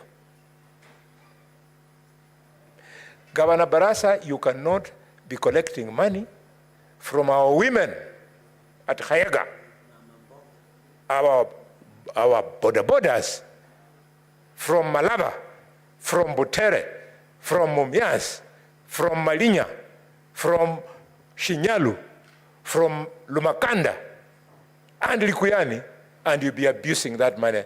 We want that money to be banked. Mr. Speaker, I want to end by speaking again to the bad manners of governors, something called extravagance. And I hear some people are harassing the Controller of Budget because they think she's exposing them too much. National Assembly, please give the Controller of Budget more money. She's doing a good job. She's calling out these people so that Senate can be able to deal with them. She has found that the top, Mr. Speaker, abusers of expenditure include the following counties: Kakamega County, Nakuru County, Bungoma County, Tana River County, Kitui County, Mombasa County, Machakos County, Kwale County, and Nyeri County. She's saying that the ones who are abusing the revenues in their counties through collection. Now that she has brought this report, colleagues, I'm starting to wonder, could it be true what I was seeing in the media, from the Machakos local media, that their governor was having problems in London last week. Mr. Speaker, this could be the reason. She's been flagged out here. And Mr. Speaker, Machakos has splashed 100. Senator Boni Karwale, just use the statistics from the control of budget. They're the ones here. From the media and the social media, just forget it. This is yes, control of budget. I've taken a photograph. The stories that you led, you now stick to the control of budget. Yes, Mr. Speaker. You are doing so well. According to the control of budget, Machakos, they've just splashed 193.85 million shillings on having fun, and the control of budget cannot understand why they are wasting this money. Mr. Speaker, the worst, number one abuser, according to the control of budget, is they call it FCAP or FCP, FCPA, Fernandez Barasa, has spent 521 million shillings, $500 million shillings, on buying mandasis and lunch and water and sodas in the office, Mr. Speaker. It is not possible to spend $500 million.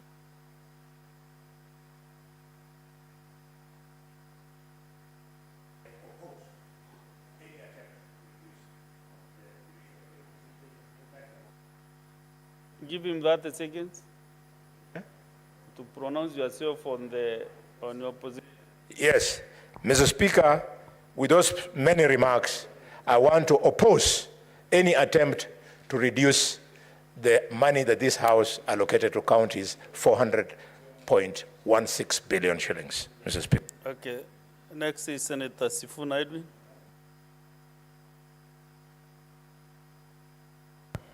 Thank you, Honorable Speaker.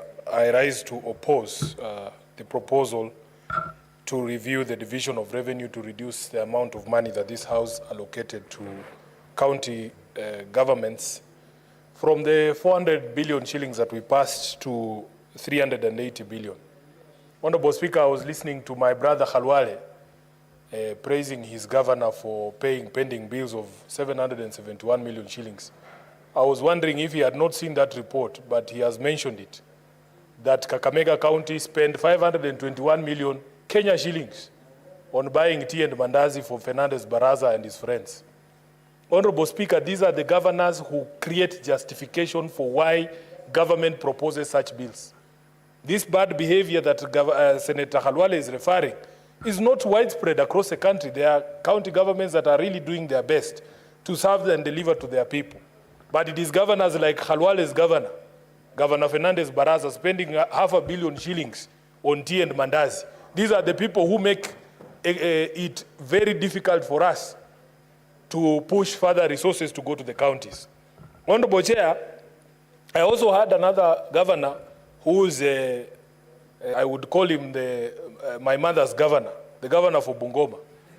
He went after the senator for Bungoma, insulting this entire Senate, Honorable Speaker, that we have no role in making sure that governors or county governments get the money that they deserve.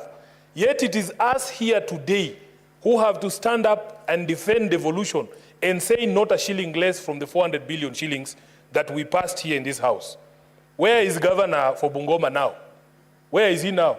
Does he not depend on the Senator for Bungoma to be able to make these arguments? So some of these governors make our lives very difficult, but it's not all of them. Many of them, I remember when this matter was before the committee, I have never seen such a high attendance of governors before this House. I think all of them were here because it was a question discussing the revenue that is going to counties. They make it very difficult for this Senate to make these arguments. We make these arguments, Honorable Speaker, not because we like our governors, but because we swore to defend devolution. Because I understand that the money that I pass in this House does not go to Sakaja as an individual. It goes to the people of Nairobi and the programs of the people of Nairobi. Honorable Speaker, the reason that I oppose this is fourfold.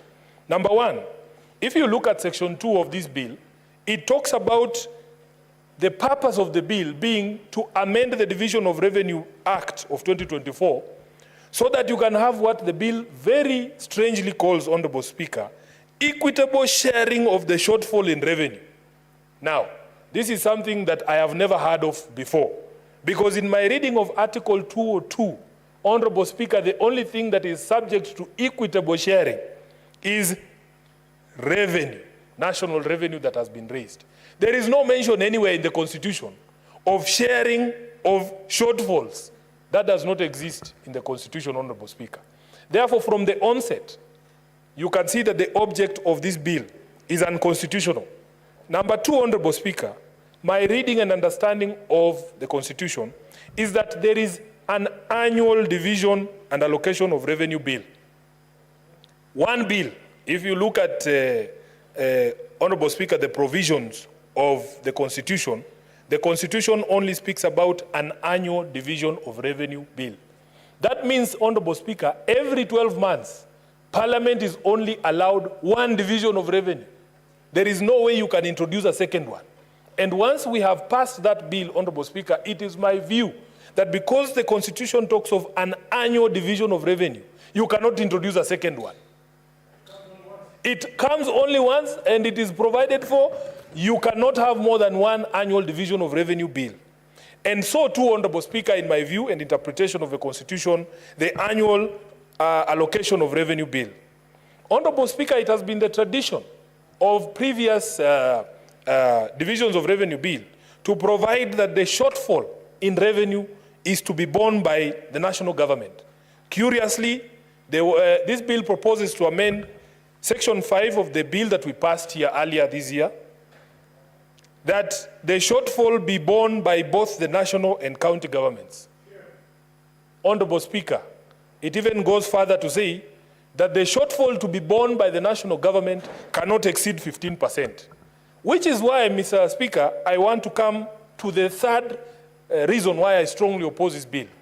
It is that limitation of the ceiling to which the national government can bear the shortfall that has resulted in this bill proposing an even less amount to the amount that we passed in this House for the last financial year, Honorable Speaker. What we want to agree, and this is a debate we have had here with my colleagues in the Senate, is that whatever happens any financial year, we as a Senate cannot pass a division of revenue bill that reduces the amount of money that is going to be allocated to the counties if compared to what we had passed in the previous financial year. Honorable Speaker, you know it is on record that last year, even after the Commission on Revenue Allocation had proposed that we in this Senate give counties 415 billion shillings.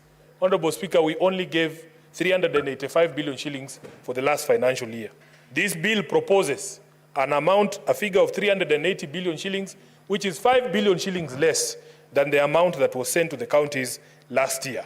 Honorable Speaker, as the Democrats in the US are now saying, we are not going back. We must push this journey of devolution forward. We cannot go back to 380 because to do so, next year we will be told, these counties now we will give them 370 at some point, Honorable Speaker, because the enemies of devolution continue to gather. At some point, Honorable Halwale, if we are not careful, we will be told it's 300, then 250, then 200, then we'll be told all these functions now will be transferred back to the national government. As people sworn to defend devolution, Honorable Speaker, it is my view that as the pocket of devolution shrinks, even so the role of this Senate and the role of senators. If we expand the pocket of devolution, we as senators get a greater mandate because we are overseeing or oversighting greater resources. Honorable Speaker, lastly, the question of the disbursement schedule. Before I go to the disbursement schedule, this 400 billion shilling mark, those of you who have been in this House before me know that it is a psychological mark that has been very difficult to break. That since the advent of devolution, it is this fourth Senate that has breached that target of 400 billion shillings. Honorable Speaker, we all took pride in the fact that we were the first senators to be able to push the envelope of devolution beyond 400 billion shillings. For us to then sit again and reduce it, Honorable Speaker, it is something that I believe we cannot allow. And it is because, in my view, the law already anticipates on how to deal with shortfalls. I don't refuse that because of the matter of the Finance Act and the fact that the president had to return it, it has resulted in a shortfall in the provisions for the budget that we had this year. But Honorable Speaker, how do you justify going below even the amount that had been allocated in the previous financial year? Because we all know that with the collapse of Finance Bill 2024, or the Finance Act of 2024, the tax-raising measures we reverted to are the tax-raising measures of 2023, which supported the 385. I want to hear a justification why we would fall below the figure of 385 to 380 billion Kenya shillings. Honorable Speaker, just this morning, because I'm a member of the Senate Business Committee, together with the Leader of Majority, we were discussing the cut in the Senate budgets. Honorable Speaker, we did not complain. Even Senator Khalwale did not complain. When we were told that the budgets of the Senate are being cut by 20% as a result of the revenue shortfalls in the projections in the Finance Act. It is okay. It is okay, Honorable Speaker. We don't have a problem with cuts to the Senate or to Parliament as an institution. Parliament as an institution has been told we have to cut 3 billion shillings. I think the figure is slightly over 3.5 billion shillings in our budgets, and that is okay. We can make do with that. But for the people waiting for services in the grassroots, in the counties, Honorable Speaker, we cannot afford to take a step back. I will give you an example, Honorable Speaker. I was very proud as a Senator of Nairobi that for the first time, the County of Nairobi was going to receive above 20 billion shillings in its shareable revenue. We have a program in Nairobi called the School Feeding Program, Honorable Speaker, and it gobbles up almost 10% of the entire amount we receive as equitable revenue. Unfortunately, Honorable Speaker, although that program is expressed to cost almost 1.8 billion shillings, that program is only sufficient to serve 30% of the children of Nairobi, leaving a whooping 70% of the children of Nairobi outside that program. Now, the promise by the governor is that his plan is to expand it so that it can feed all the children of Nairobi, to expand it to the so-called up-bed schools, informal schools, which carry the majority of the school-going children in Nairobi. We need money. Honorable Speaker, we need money. In Nairobi, we need money. I know Senator Khalwale has praised my governor about the revenue-raising measures that have been put in place, but we have come nowhere close to the potential of Nairobi, as per the estimates from even the control of budget himself. So, Honorable Speaker, we need money in Nairobi. Now, the most heartbreaking thing for me when I came to this Senate is to discover that you can actually be allocated money in a budget, but receiving that money is a different story altogether. We passed something here, Honorable Speaker, called the disbursement schedule, which Treasury has never honored. What is the point, Honorable Speaker, of us passing things here that nobody ever follows? The governors there are the exchequer, money hitting the county government's account is a hit and miss game. It's just pata potea, Honorable Speaker. You can go 3 months, you can go 2 months, you can go 4 months without money, and you don't know when it will come. So it has been very disappointing for me to realize that we can put up this fight, and yet, at the end of the day, this money will not reach the grassroots in the manner in which it is proposed to reach.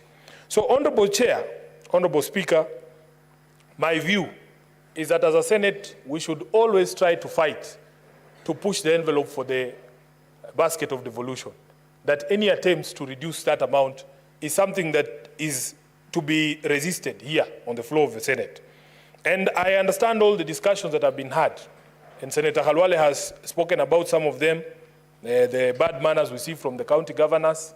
I pray that this Senate does not take out the bad manners of governors on the public themselves, the women who sell njugu at Khaega, or Mwami Senator Khalwale. They have never offended you. They have never offended the public purse. So we must find a way of dealing with some of these governors. And I'm really looking forward to these 2 governors appearing before the Senate, the ones I've mentioned here, because they are in the habit of addressing members of the Senate at funerals. And even inciting some MCAs, you hear them insulting senators from morning to evening. But when they come here, Honorable Speaker, you will think they are those mutotomisa we used to see when we were doing pastoral class. So another one came here, even he tried to run away from the committee by saying that he had forgotten his glasses at home, he couldn't see. because he didn't want to read a document that was incriminating.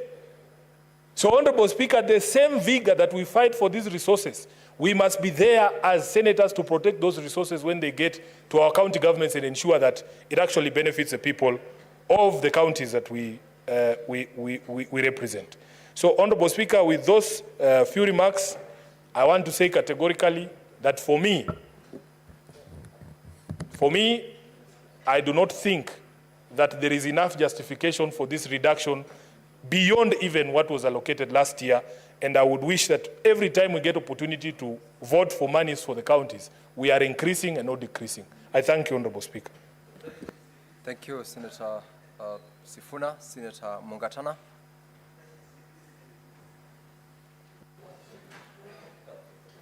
Bwana Spika, napenda kuchukua nafasi hii kukupa asante kwa kunipa nafasi ya kuongea. Just hold, resume your seat first of all.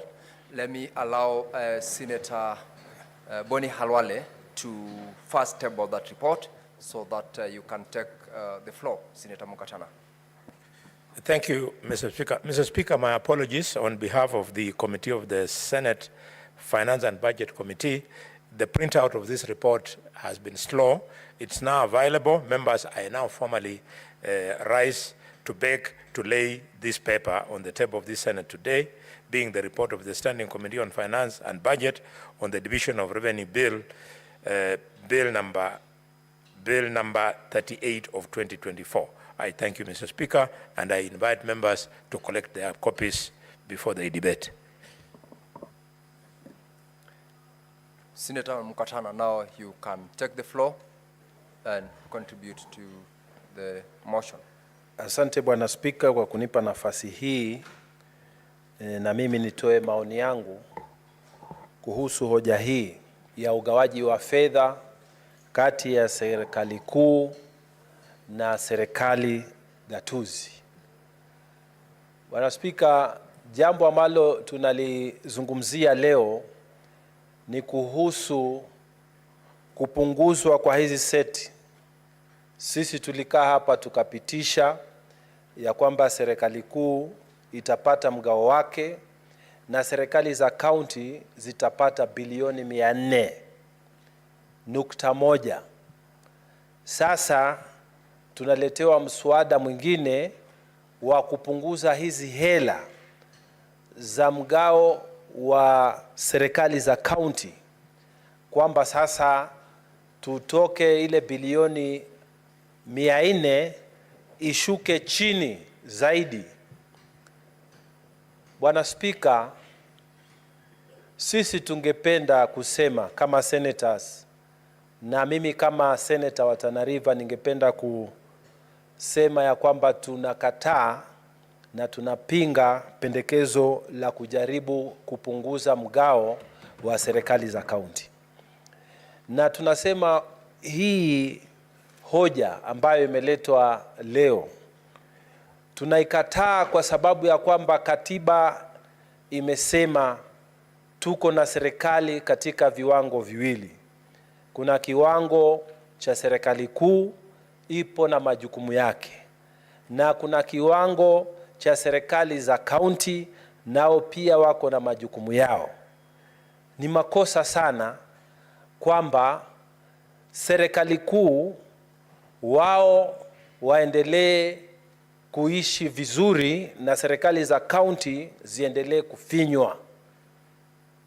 Bwana Spika, tunasema ya kwamba tukiendelesha mafikira kama haya na tukiunga mkono mswada kama huu, ni sawasawa na kuchukua mamlaka yetu kama maseneta, mamlaka kuu ya kupigania haki za kaunti, haki za sehemu zetu gatuzi, na kuyatupa baharini.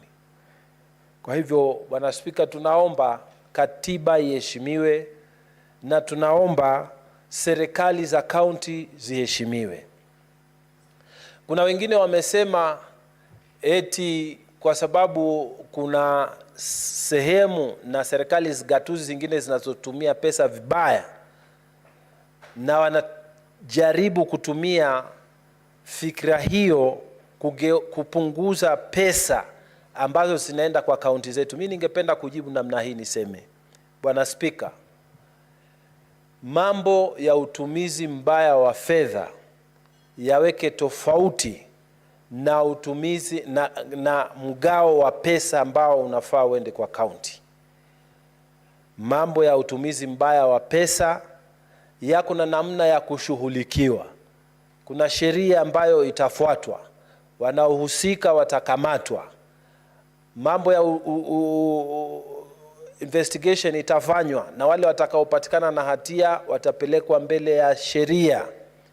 Kwa hivyo isiwekwe katikati swala hili la utumizi mbaya ama ufujaji wa pesa za county government, ziwekwe pamoja ama itumike kama sababu ya kupunguza hela ambazo zinaenda kwa upande wa ugatuzi. Na Spika, ukiangalia pesa ambao zinaenda ama ule mgao ambao unaenda kwa serikali kuu, hata huo uko na shida.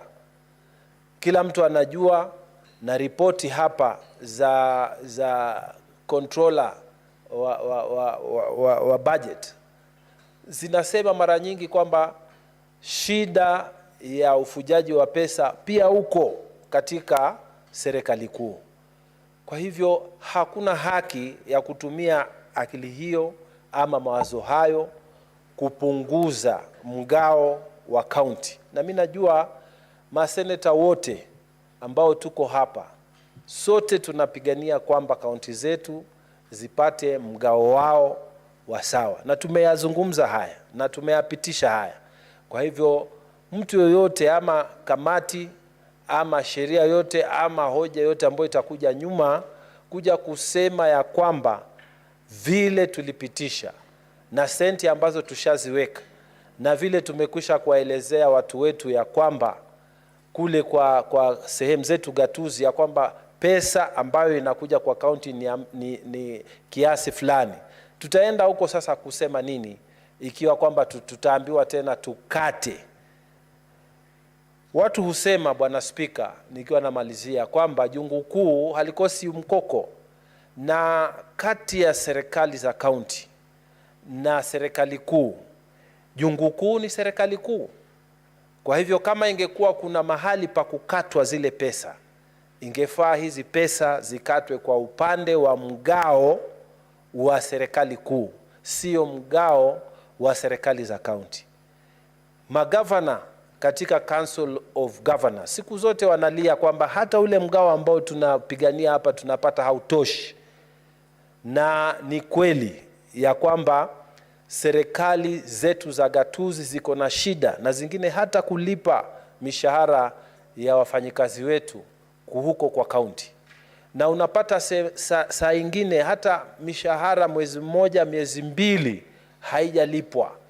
Sasa kama hali ni hizi mpaka saa hii, wafanyi biashara ambao wamefanya na sehemu za gatuzi hawajalipwa, kama hali ni hizo, itakuwaje tena turegeshewe mswada huu tuambiwe tupunguze tena mgao ambao tulikwisha upitisha na tumekubaliana unakwenda kwa serikali zetu gatuzi? Kwa hivyo mimi, Bwana Spika, nasema kama kuna kukatwa hela sehemu yoyote kupitia kwa hii budget, kupitia kwa shida ambazo zimetokea, jungu kuu halikosi ukoko. Kwa hivyo hii serikali kuu ndio ingebeba huo msalaba, sio kupeleka msalaba huu kwa sehemu za serikali za ugatuzi ambao tayari mgao wao hautoshelezi mahitaji ambayo yako kwa hizi gatuzi 47. Kwa hivyo, Bwana Spika, mimi naomba kupinga kupunguzwa hizi hela, na ninaomba maseneta wenzangu kutoka kila sehemu ya gatuzi hizi zote 47 tupinge na tuseme kama kuna kukatwa pesa zozote, mgao ambao ungefaa ukatwe ni upande wa serikali kuu. Kwa hayo mengi, naomba kupinga mswada huo. Asante Bwana Spika. Asante sana Senator Mungatana. Senator Osotsi.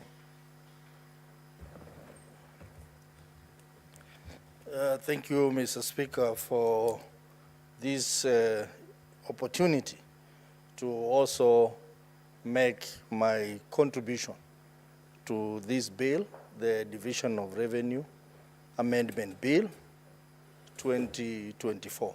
Mr. Speaker, I want to fully agree with my colleagues who have spoken before me that passing this bill in the form it is in, it is actually taking away our powers as Senate, Mr. Speaker. Mr. Speaker, Article 96 of the Constitution gives us the powers to protect our counties and the governments of those counties. This particular amendment threatens Article 96 of the Constitution because it means, Mr. Speaker, that the national government will vary the equitable share within the fiscal year without making reference to Parliament and particularly the Senate. So, Mr. Speaker, I want to join my colleagues who have opposed this bill, and I want to clearly state that I am opposed to these amendments trying to reduce the shareable revenue from 400 billion to 380 billion is an issue that we should not take lightly, Mr. Speaker. Mr. Speaker, you know very well that when we made a decision through the Finance Committee that we want to give our counties 415 billion shillings, Mr. Speaker. We made that decision. We passed the Division of Revenue. When it was taken to the National Assembly, we were ready to go through mediation process, Mr. Speaker. And we accepted a lower figure of 400 billion shillings. The reasons that made us to accept a lower figure of 400 billion shillings, Mr. Speaker, are the same reasons that they are stating. The issues of shortfall in revenue, Mr. Speaker. Mr. Speaker, we cannot again go below the 400 billion shillings to 385 billion shillings, Mr. Speaker. Mr. Speaker, I say so because of the following reasons. Number one, Senator Sifuna has stated very clearly that we cannot do the process of sharing revenue twice, 3 times in a year, Mr. Speaker. We already did that. The Constitution allows us to do it once, and we did that. We cannot be brought back here to be told that we go through the same process, Mr. Speaker. Mr. Speaker, the second reason is that since 2014, the financial year 2014-2015, the percentage share of the equitable share in terms of percentage compared to the ordinary revenues has been going down, Mr. Speaker. Mr. Speaker, we started at 22%. Now we are at 16.8%. And this proposal will take it further down, Mr. Speaker. Mr. Speaker, will be doing injustice to our counties as senators if we agree to further lower the percentage of equitable share to the ordinary revenues that are raised nationally. Mr. Speaker, we will also be creating an unpredictable situation in our counties in terms of revenue sources in the fiscal year. And this could easily impact on the budget implementation in our counties. Mr. Speaker, we will also be creating a channel for the National Treasury to vary the equitable share without reference to the Senate. So basically, by passing this bill, we are giving away our powers, Mr. Speaker. We are saying that the senators are no longer protecting counties. The senators are no longer protecting counties and are in bed with the national government. That is what it means. So, Mr. Speaker, I am happy that senators from across the political divide so far, we are in agreement that we should not go that route. And I want to acknowledge the Finance Committee, where my good friend Tabitha Mutinda, the ever-smiling lady, is the vice chair. The committee has stood firm and they have said they will not accept 380 billion shillings.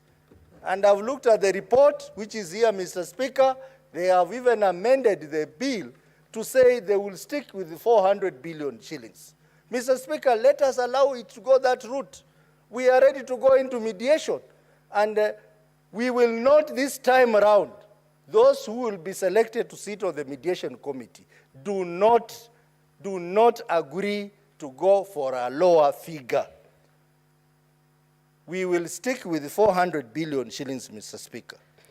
Mr. Speaker, even as we seek to give our counties more money, Mr. Speaker, we must be very clear. The money that we are giving to our counties must be accountable, must be used or utilized well, Mr. Speaker. Mr. Speaker, we continue seeing a lot of issues, as has been highlighted by the senators who have spoken before me.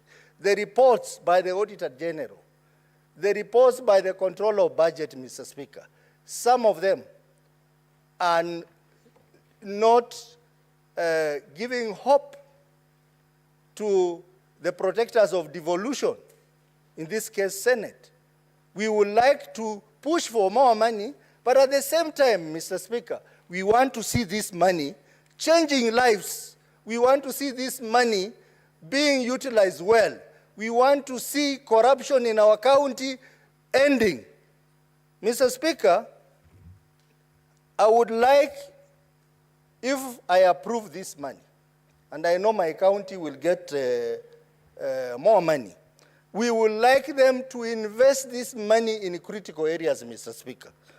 Mr. Speaker, it is saddening that even as we are grappling with the problem of wage bill in our counties, most of the counties have gone beyond 35% threshold. They're even doing 85% to the budget. Mr. Speaker, this is unacceptable. And I have been receiving reports, Mr. Speaker. Some counties are actually engaged in what I would call employment spree. They are employing many people, even though the Auditor General has raised issues around wage bill. We want to tell governors, we want to tell the county government, please, even as we give you more money, look at the problem of wage bill. We cannot have wage bill of over 60% in our counties. Then what are we doing? We have simply converted our counties into employment bureaus. That was not the spirit of the fathers of devolution in this country. So even as we give you more money, please utilize the human resources you have to deliver for your people. Do not use that money to employ more people and add on to the problem of wage bill. Mr. Speaker, we have talked about travel costs. It is unacceptable that travel cost in our counties is skyrocketing, Mr. Speaker. When you hear that a county has spent 400, 500 million shillings on travel, local travel, Mr. Speaker, this is very annoying. It's very annoying. And this is not just traveling, Mr. Speaker. This is another source of corruption. That the money that is easily eaten is money on travel budget. We need to put safeguards, Mr. Speaker. We need to ensure that we have set targets on how much can be spent in a county on travel costs, Mr. Speaker. Mr. Speaker, critical